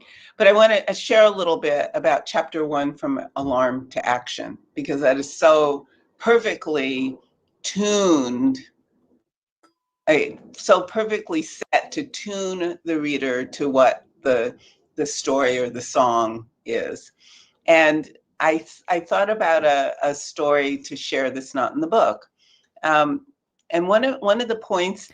See, I can understand this. If Farron was like new to YouTube and she didn't know what was going on, I can totally understand it because I was there. I had no idea what was going on in 2020. And I learned very quickly. Well, I didn't learn quickly. It took me about a year to learn, but there is a learning curve involved in YouTube and all of the bullshit politics that comes with YouTube. And so I can understand that, Baron. We will talk later. It'll be fine. That Kelly and Mariam make in the chapter is, remember what we need is, and what we're trying to produce is not just making an outrage notorious, but figuring out the action that will resolve the outrage, will resolve, reduce suffering, will, produce the conditions for people to reproduce their lives. And that's true, and yet notoriety matters. I mean, this is something we know from every struggle, that people have to know about it. So here's this great story. People the other day gathered for a memorial for the great Charlene Mitchell, who passed away last December. Charlene was one of the most formidable Black communists in the United States ever. And she did many, many things, perhaps the most notorious of which was that she initiated the Free Angela and All Political Prisoners movement in 1970 when Angela Davis was captured. So Linda Burnham just shared a story with me about how she had just moved to the Bay Area, like in 1969, and she gets the call. Remember, no internet, no cell phones. She gets a call from Charlene in 1970 saying, you've got to open an office, a free Angela and all political prisoners, that was the name of the movement, office there in San Francisco. And Linda goes, oh, how am I going to do this? So they, in the Fillmore, which at the time was the kind of heart of Black San Francisco, they set up an office on Divisadero Street, and they went and knocked on people's doors. Do you really? And what they did was they asked the people I wonder who if that's worth answered their any money in like the doors if the socialist people had memorabilia something community. called green stamps. Green stamps is something you used to get as a loyalty reward for shopping in particular supermarkets, buying your groceries. And you get these stamps and you put them in a book. And when the book was full, you could get something. You could get a toaster or you could get a coffee pot. But if you got a whole lot of books of green stamps, you could get a copy machine, a ditto machine. So Linda and her comrades went door to door to door, talking to people, Sin remembers finding green out what stamps. people thought about Angela Davis. The shootout in Marin County, it was just across the Golden Gate Bridge. Angela was, of course, already notorious, but the movement to free her and all political prisoners required some notoriety, and it required a copy machine, a Gestetner machine. So they raised the wherewithal, they GoFunded the wherewithal to get the copy machine by knocking on people's doors and getting their supermarket loyalty stamps accumulated sufficiently to do it. And just as a little coda, those machines, Gestetner machines they're called, were popularly known by two names. One, the ditto machine, and there was this peculiar smell to them. But the other was the spirit duplicator. And I love the idea of a spirit duplicator being acquired by our comrades 50 some odd years ago in order to do the work to free Angela and all political prisoners.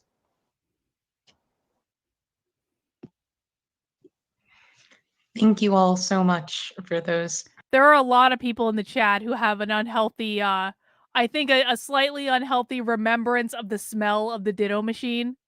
I don't remember the smell of the ditto machine, so I'm going to pass on that one. Oh, this is why you all have happy memories of the smell. This is why. See, it all comes together. Moving reflections and thoughts and stories. I could listen to you all for hours. Unfortunately, we're about at the close of the time we have for this section. Wow. So I just wanted to ask folks if they had half an hour left. Thought, we're not at the close. Half hour left. You'd like to leave with folks as they engage with this book and celebrate this moment tonight.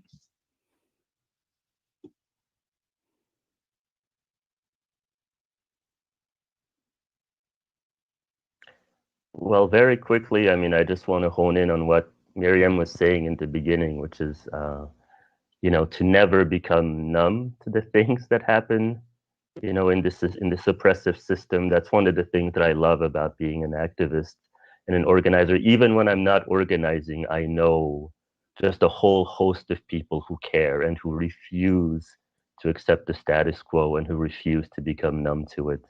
And that has saved me so many times. So, and I think you'll find a lot of that hope and fire if you read the book. So please do, and buy it and send it around.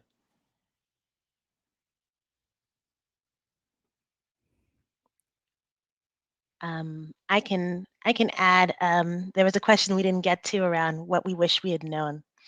And for me as a childhood survivor of violence, my life and a lot of my work has been a process of chasing worthiness. And I think one lesson I would want to share that I think comes through in this book was that I was worthy because I showed up, but not necessarily because of what I completed and or what I won, because that the goal is that we keep showing up, right? We keep showing up to this work we keep bringing more people into it. And I think through that, I realized that the contributions are in these bold attempts that we're continually making with each other in the face of what can feel really daunting. And so that's what I'm really thinking about.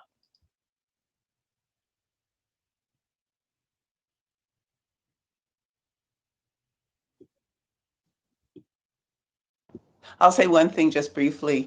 One of the sub-questions we were offered was, I used to think, but now I know, which is one of my favorite prompts of all time. And I'll just share that one of the beauties of this book also shapes how I have, over my very long life now, learned to learn, which is this. I wish when I was young, I had already known to say, I used to think, but now I know.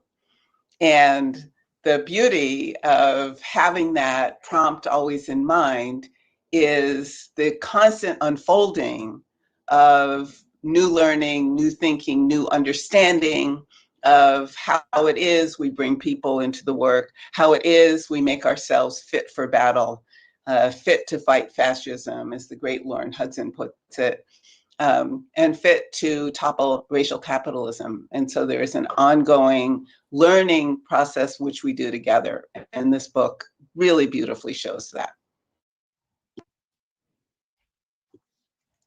Thank you all so much for that. And I just want to say that in the conversations that we had with you all while making this book, I felt not only that I learned so much that has enriched my organizing and my life, but that I got to get closer to all of you and to understand you more and to deepen our relationships. And, I want folks to understand that through the things that we build, those are the joys we find. We don't always find them, right? Not every project yields a deeper relationship with someone we want to have a deeper relationship with, but that it is to be found there, that in the work, we find joy, we find greater relationships. And, we only get these things by doing the work that we think needs to happen. So with that, Miriam. Thank you so much, Kelly. And thank you to Ali, T. Jairus, and Ruthie for your just everything, period. Just I appreciate each of you. And I have to say that it does make me feel better every day when I get up that I know that you're also in the world, whether we're in connection or not at that moment in time, you're out there doing this work and also becoming, always becoming. And I think that's, there's a poster that we're sending to the raffle winners that says abolition is becoming. And there's so much to that term and that idea and that phrase and that thinking about how when we work, we change ourselves. And as we change ourselves, we change the world. And then the world changes us back again. And it's a constant loop. It's a virtuous cycle. It's always the thing that's happening. And to speak to that, I'm so excited to share with you, and I hope those of you who stayed with us are going to appreciate this as much as I appreciate this, which is that I decided at a certain point in time as we were coming to the release of this book that the book is in part a lot of experienced organizers speaking about our experiences and trying to talk with newer and younger organizers. But we didn't have the voices of those younger organizers in the book very explicitly, even if we had them in mind. And so we decided, Kelly and I, then to sponsor a kind of last minute writing contest where we invited people to share their essays of under 3,000 words if they were new to organizing, if they've been organizing for less than 3 years. We had over 40 submissions in a short period of time, a short window. It was very, very hard for us to make a decision about quote unquote winners. It was so hard. I budgeted for 4 people to win, and it was impossible. So we ended up selecting 8 people, quote unquote, to win. But every single person who submitted their submission to us, we valued, and we value what you shared. And we wish we could have just given everybody, 40 people, $700 each or whatever we ended up coming to, but What? we couldn't do that because we didn't have the budget for it. They got But just know that $700 you each? still were winners for us as you submitted. We Some loved reading your socialists. submissions. Tonight, out of the 8 people that we had, we asked 3 people to just read less than 5 minutes from their essay. The important and great thing is that you get to read all of the. So this will actually be interesting for us. So we're going to hear from young socialist organizers. I assume like the ones that I met at that socialism conference I went to, about their experiences as socialist organizers. Huh, okay. Essays, all 8 of them fully, in a zine that we made that is available digitally, that is probably being put in the chat for those of you who are on YouTube, so you can have it. But for everybody else, it'll also be available on our page. And when we show the slide, I guess, you'll see where you can go and access it and read along if you want to. Our first person who is going to read is unfortunately had a family emergency, and so they couldn't be with us live, but they took the time to record themselves speaking and reading their piece. And so Elaine Ballantyne, we're going to hear from Elaine, and then we're going to hear from Samu, and then we're going to close out with Yamali, who just graduated from high school this week, I think Yamali told us. So we're excited about that. So let's start with Elaine.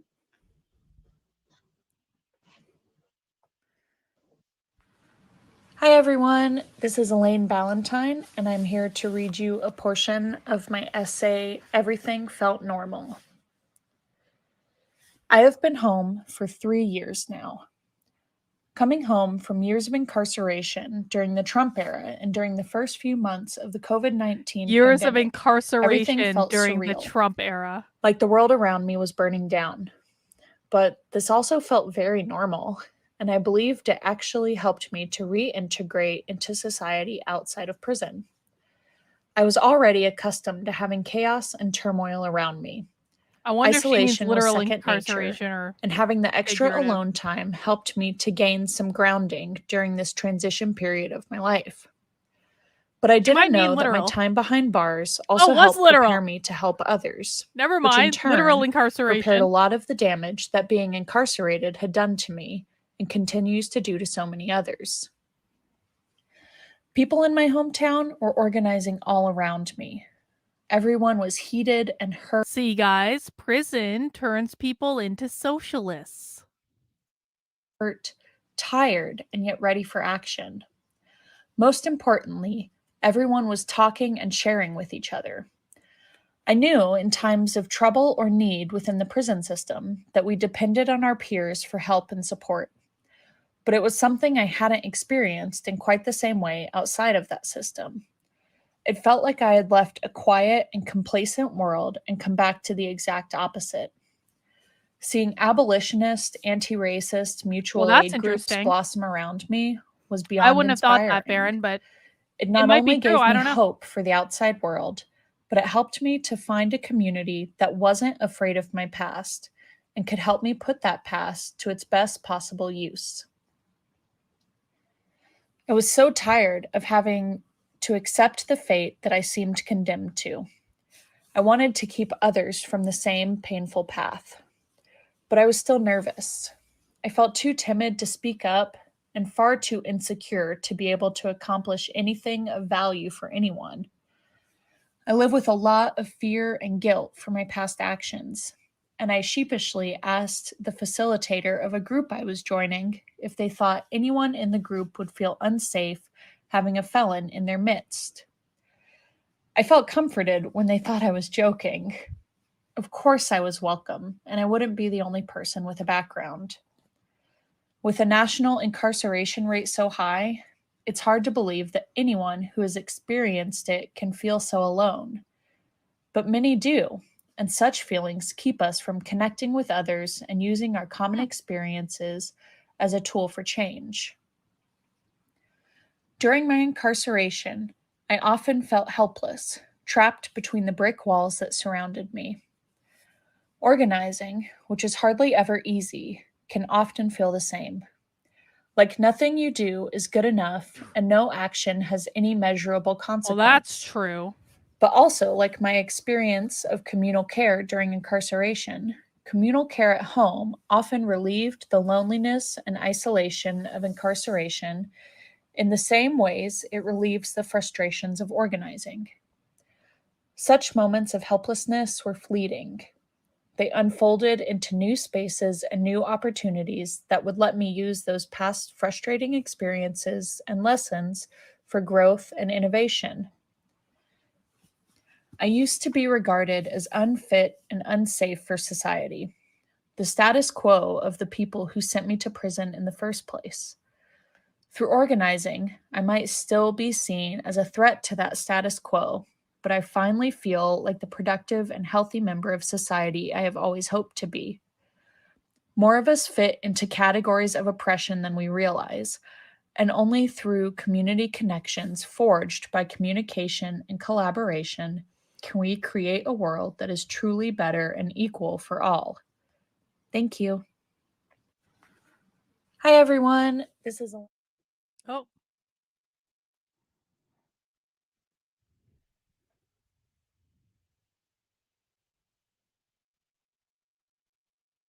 Samyu, you're next. there it is.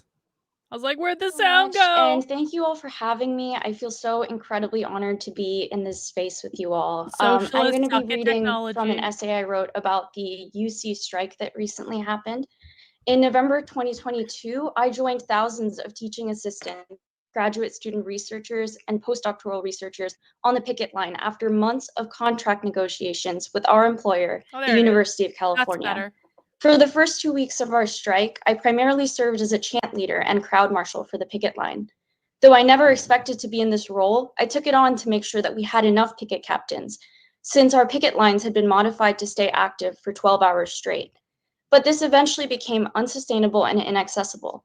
Picketing was, perhaps ironically, much more physically demanding than the labor that we were withholding from the university, and this public-facing role brought constant anxiety. When I heard that the kitchen committee of the strike was looking for help with washing dishes, I saw my perfect exit strategy. People would stop handing me megaphones if I simply joined the kitchen committee. I was warmly welcomed to their group as the new co-chair of the dishwashing subcommittee. My subsequent days on the picket line had their own routine. Arriving to the picket, I'd go upstairs to the graduate student offices, brew as many pots of coffee as I could, and help set up breakfast at the picket line. I spent the next few hours running coffee pots down to our thermos and bringing the empty pots up to refill. Along the way, I might help people who were cooking the day's lunch, running errands and locating supplies or ingredients, or keep my eye on the appliances plugged into our generator. At noon, we served lunch, setting out platters and bowls along with a hand-drawn menu that listed the day's dishes with punny names and colorful drawings of ingredients. Each day, we served a 4-course meal with non-vegetarian, vegetarian, vegan, and gluten-free components in order to meet everyone's dietary needs. I'd grab a plate, quickly eat, either in solitude or with friends, and then spend the rest of the day washing the dishes from the morning's cooking. I often washed dishes in desolate apartment lounges, abandoned by everyone who did not want to cross a picket line to get into the building. But I now know where the sinks are in departments I had previously never visited. I know how to quickly soak and scrub a massive pot to get rice unstuck. I know how to angle a large sheet pan in a tiny sink to avoid splashing water everywhere. I quickly learned which faces of the front desks would glare at me as I walked back and forth with my dishes, and when to turn around and find another sink upon hearing staff wondering about whether I was allowed to be there. Over these weeks, I was coming to know information in ways I might not have been able to verbalize, but my body knew. This knowledge, stemming from this manual practice of patiently repeating something over and over again, is the transformation ever present in organizing. The kitchen committee's practices of reclaiming and repurposing offices and community lounges as makeshift kitchens exemplifies the creativity and imagination that organizing constantly asks of us. Though these university spaces were not built for meal preparation for hundreds, we used them as though they were. We made it so. One morning, as I carried 2 fresh pots of coffee to the picket, I noticed various chalk drawings around the building. On one of the pillars by the entrance to the building, a message in large letters asked, "What will you tell your kids when they ask where you were during this strike?" While the significance of this moment hit me in the beginning as I attended rallies and worked as a picket line captain, I had not considered this question in relation to my new role. When future generations see the photos of our picket lines, will they wonder who cooked lunch? Will they wonder who stayed up late for hours prepping Will they wonder who went grocery shopping or who did the dishes? Will they wonder how it came together? Will they take it as an inexplicable miracle? With every attempt we made to focus on the joy in sharing meals and the care we took to create a space where we could feed our community, our labor and time behind the scenes also had the potential to become invisible. Now, months after our strike ended with the ratification of our new contract, the Kitchen Committee has continued to host monthly communal meals for 80 to 100 people. We've also begun stocking campus fridges every 2 weeks with prepared meals for anyone who requests one, and we deliver meals to folks living in nearby neighborhoods. We feed us because we can, because we want to, but also because we still see the need to do so. Getting a new contract with updated working conditions did not wipe out graduate student food insecurity or rent burden. At the same time, the labor associated with this work is daunting. I'm shocked at how much we have been able to accomplish, and I'm also nervous about the well-being of our future selves. At the same time, I cannot help my nagging optimism. I believe there are people who are waiting and ready to help in ways that we have not yet been able to imagine. Though the strike is over, we are so lucky that Kitchen has thrived and that we have the time to continue imagining new possibilities, feeding ourselves, and sharing meals together. Everything for everyone. Thank you. A good little socialist. Thank you for sharing. Hi, everyone. I'm Yamali. I use they, them pronouns, and I'm from the south side of Chicago. I identify as an undocumented queer person, and my essay is titled Undocu Organizing, the Experience of an Immigrant Organizer. So I'm going to read a portion of my essay. So, Immigrant Story and the History of My Ancestors. In the summer of 2010, my life was uprooted in response to gang violence occurring in Central America. My maternal grandfather was shot dead by a member of a gang in Guatemala. As a result, my parents deemed Guatemala, our native country, to be unsafe for raising children. Later, for a Latin American Studies course during my senior year of high school, I researched and discovered that the gang issues that plague Guatemala and other Central American countries were an aftermath of the country's tragic history during the Cold War. The Civil War in Guatemala began in the 1960s due to the repressive government's perpetration of political and economic inequities that were especially harmful to indigenous people of Mayan descent. As an act of resistance, the Mayan people formed various guerrilla groups to challenge the government, and in the 1970s, the Guerrilla Army of the Poor was formed. In 1980, the Guatemalan What type of politics does Guatemala have that was persecuting indigenous people? Does anyone know anything about this? government was with support of US-backed forces aimed to end the guerrilla movement and specifically targeted the Mayan population and anyone suspected of involvement with the guerrillas. In the end, the US-backed Guatemalan military government was responsible for the killings or disappearance of nearly 200,000. Okay, it's all coming together. It's all coming together. It doesn't even matter what Guatemala did. It was the US-backed Guatemalan government. See, I would have thought that it would have been this, Natalie. I would have thought are we talking about I mean, I know it's not Venezuela, but are we talking about something in that? But no, it was because it was the US backed oh, yeah, okay. Indigenous people. This tragic event in history is also known as the Silent Holocaust, and it directly impacted my family. In the 1980s, my paternal great-grandfather was kidnapped by the Guatemalan government and accused of guerrilla involvement. He shared that he had been rescued by the guerrillas from being murdered at the hands of the US-backed Guatemalan government officials. The direct link I have to this historical event makes it very personal and pushes me to learn more about the ways systems have marginalized people in my community and beyond. The US believed it important to stamp out the guerrilla movement as part of the effort to end the spread of communism. During El Salvador's civil war in the 1980s, guerrillas and civilians were also targeted by US-backed forces. Refugees from both Guatemala and El Salvador fled up north for sanctuary from the ongoing warfare.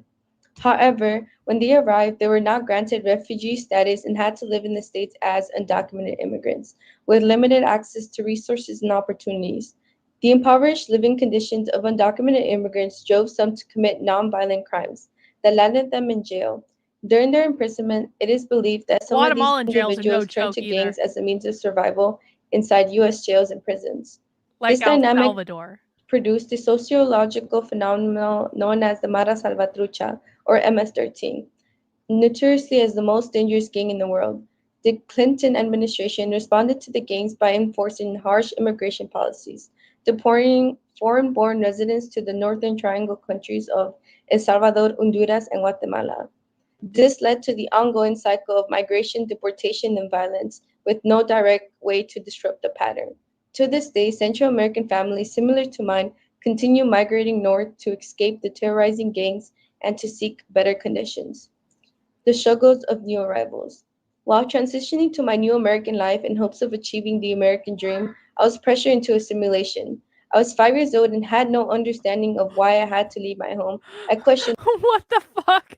I was pressured into assimilation at 5 years old? Okay. everything. Pero por qué, mami? This was my rejection of assimilation. I did not want At to eat 5 years burgers from old. McDonald's. I wanted my frijoles negros and plátanos. I'm sorry. I know I shouldn't laugh. I know she's a college student. She doesn't know better, whatever, but her rejection of a McDonald's cheeseburger at 5 years old was a rejection of the assimilationist. I refused to listen and dance to Taylor Swift. I wanted my salsa music.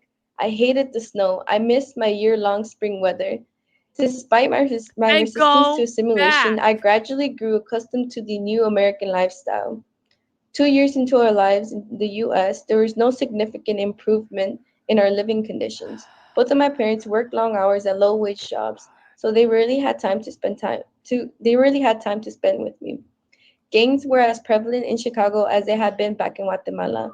During the summer of 2012, as I was leaving my apartment complex to attend daycare, a police officer asked me for my father's whereabouts. Naively, I told the police officer, and my father was handcuffed and arrested in front of me. Out of desperation and exhaustion of living paycheck to paycheck, my father had stolen money from an unattended gas station. He served a couple years in the Cook County Department of Corrections and eventually was deported back to Guatemala. As a young child, I had a binary understanding of ethics. I thought, my dad broke the law, therefore he is a bad person and needs to deal with the consequences. This thought process was a result of assimilating to America's individualistic culture. Later on, this experience became embedded into my purpose for committing to social justice. Without the support of my father, the family dynamic shifted and my mother became our sole provider. As the oldest of 4 children, I took on the responsibility of being the family caretaker and essentially what she's saying, and again, she's very young, and I don't mean to make fun of her. I really don't. I even when people are adults, I still have misgivings about making fun of them when they're just too young. And it's just like, maybe it's because I'm like older that I'm like, oh God. But like she's literally saying that her father went to prison because he was a victim of capitalism. It's all capitalism's fault that her father went to prison. It's not his fault for robbing a gas station. It's all capitalism's fault because without capitalism, he wouldn't have needed to rob the gas station in the first place. But I do actually feel like I'm really I feel bad. Like there's like this part of me that I'm like, oh, too bad. Like she's so young, and like she's been fed these ideas by adults that she trusts. This is why I think we need to be a little bit forgiving of younger kids, even if they're in their like like they're in their adult teens or like their early 20s. Their logic function of their brain hasn't developed yet, and they've been fed these ideas by people that they trust to teach them. And so I just think be forgiving. Like, don't laugh right in their faces when they say crazy shit. You can laugh behind their backs. It's all right. But like just try to be like, conscious of the fact that they are young and they've been lied to. Organizer. Through trial and error, the sound go. Did my sound bust out again? Hang on. Had to happen right before the stream's over. I'll fix it. I know how to fix it now. Found a balance that stabilized my family. In retrospect, my familiar responsibilities were my first real-world experience as an organizer. My siblings and I collaborated with one another to accomplish a shared goal, which was maintaining our family's well-being and success. So yeah, that's all I have for y'all, but y'all can read the rest of it in the zine. Thank you. Zine. Propaganda. Zine. Okay, first of all, so much gratitude to Elaine, to Samu, Hang to on. We got about 6 minutes left, guys.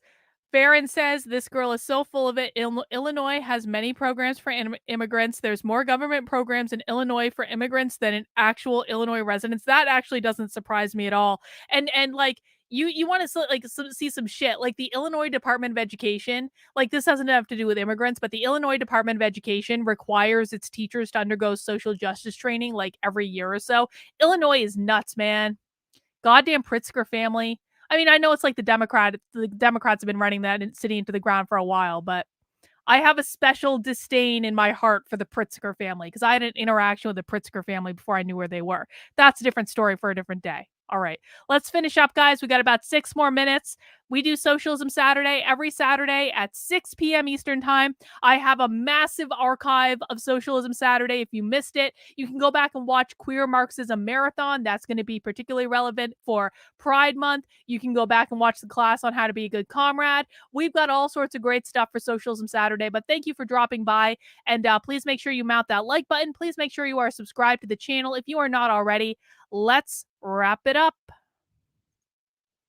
Family, for sharing those personal reflections, for reflecting on organizing, for expanding the vision of what organizing is and can be and how and where we do it and how we do it. I know you all are going to jump at reading the zine immediately. I could not, literally, I was just like, you could see how hard it was for us to decide on how to choose anybody from this long list of people who shared so much with us. So gratitudes to all of you. Thank you for being here with us tonight. And we are thrilled you're in the movement. We hope you will stay in the movement. And we should all do our best to lift you up as you continue to struggle and fight into the future. So thank you for that.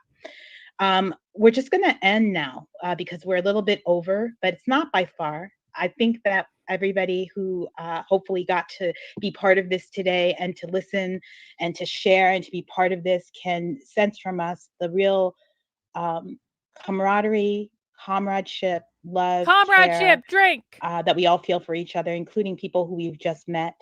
And that's what organizing at its best can be and do.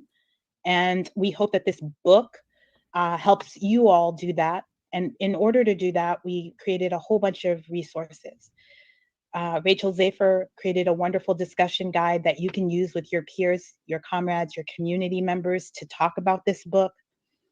We created a wonderful workbook, which is more in depth, which has an incredible souped up discussion guide by Ursula Wolf, and then beautiful illustrations from Sayare Rifai, and comments and prompts from Kelly and myself.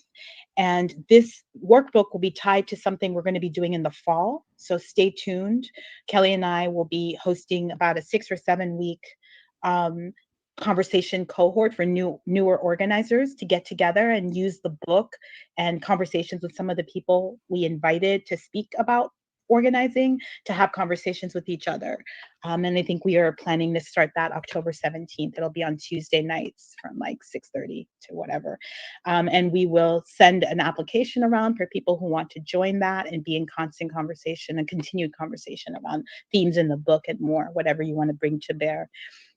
We also include the zine from these wonderful submissions that we received. That's also available for download. Stephen, have a good one. And we have a playlist, which you heard a piece from, and we'll carry us out on a piece from the playlist, which is a collectively made playlist. Oh, we're not by listening many of to the the people playlist. who were interviewed in the book. I ain't getting shared no copyright some of their strike. suggestions for music they wanted to include.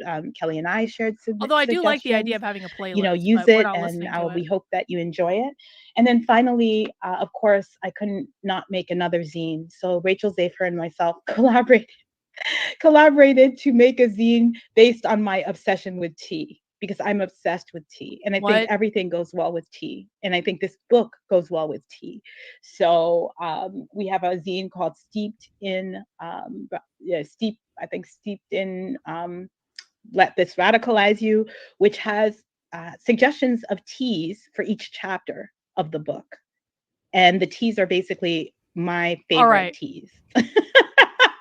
We're going to wrap this up because they're going to play a song and talk about tea. And I think that's pretty much it. Broker Natalie says, I could absolutely not listen to any of this unless Carlin was present. That's because I do try to make Socialism Saturday fun. That is the way that we learn.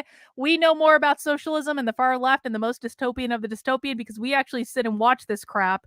And so I do try to make it as lighthearted and fun as possible because it is important that we know this. It's important that we learn because God knows no one else knows what's going on. But guys, let's see. Howard's coming with the book. So for those who don't know, Beth, Brooklyn, and I are all reading Transgender Marxism. It's coming, Beth. It's coming. I should probably set a deadline to finish it. I'm barely through the introduction of it. Transgender Marxism is quite a trip. I'm going to do a full report back on transgender Marxism because you guys bribed me to read it. And so we will be doing that. But thank you, Beth, for the super chat. Thoughts, suggestions? I don't know, like the end of the month. I don't know. Maybe not the end of the month. I got Pork Fest, but maybe like after the week of July 4th, we can give ourselves kind of that vacation week as a goal. If you don't finish it by then, you don't get punished or anything, but I do think we should probably talk about that. Yup, remember guys, Pork Fest is June 19th. I will be out all that week because I will be partying in the woods with the libertarians doing God knows what substances, not live on the internet. So that's going to be coming up. But guys, thank you for joining me for Socialism Saturday. As a reminder, if you do want to support the work I'm doing, you can head over to my Substack, which is Carlin, Karlyn, .substack.com, which will be the only place that you will find stories like the trans middle school that is being built in New York right now, like the study of non-binary 3-year-olds going on a tough university, like autistic sex education, like all the other stuff that I cover that no one else on the internet covers. So you can sign up to support my work there. $5 a month, $50 a year.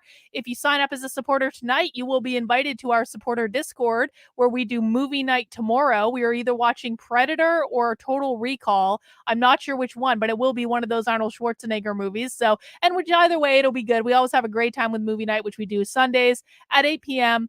And you can come and join us. And I will be back on Monday for another stream. I'm not planning on streaming tomorrow, but I will be back on Monday at 5 p.m. Take care, guys. We'll see you soon. Have a good one. Bye.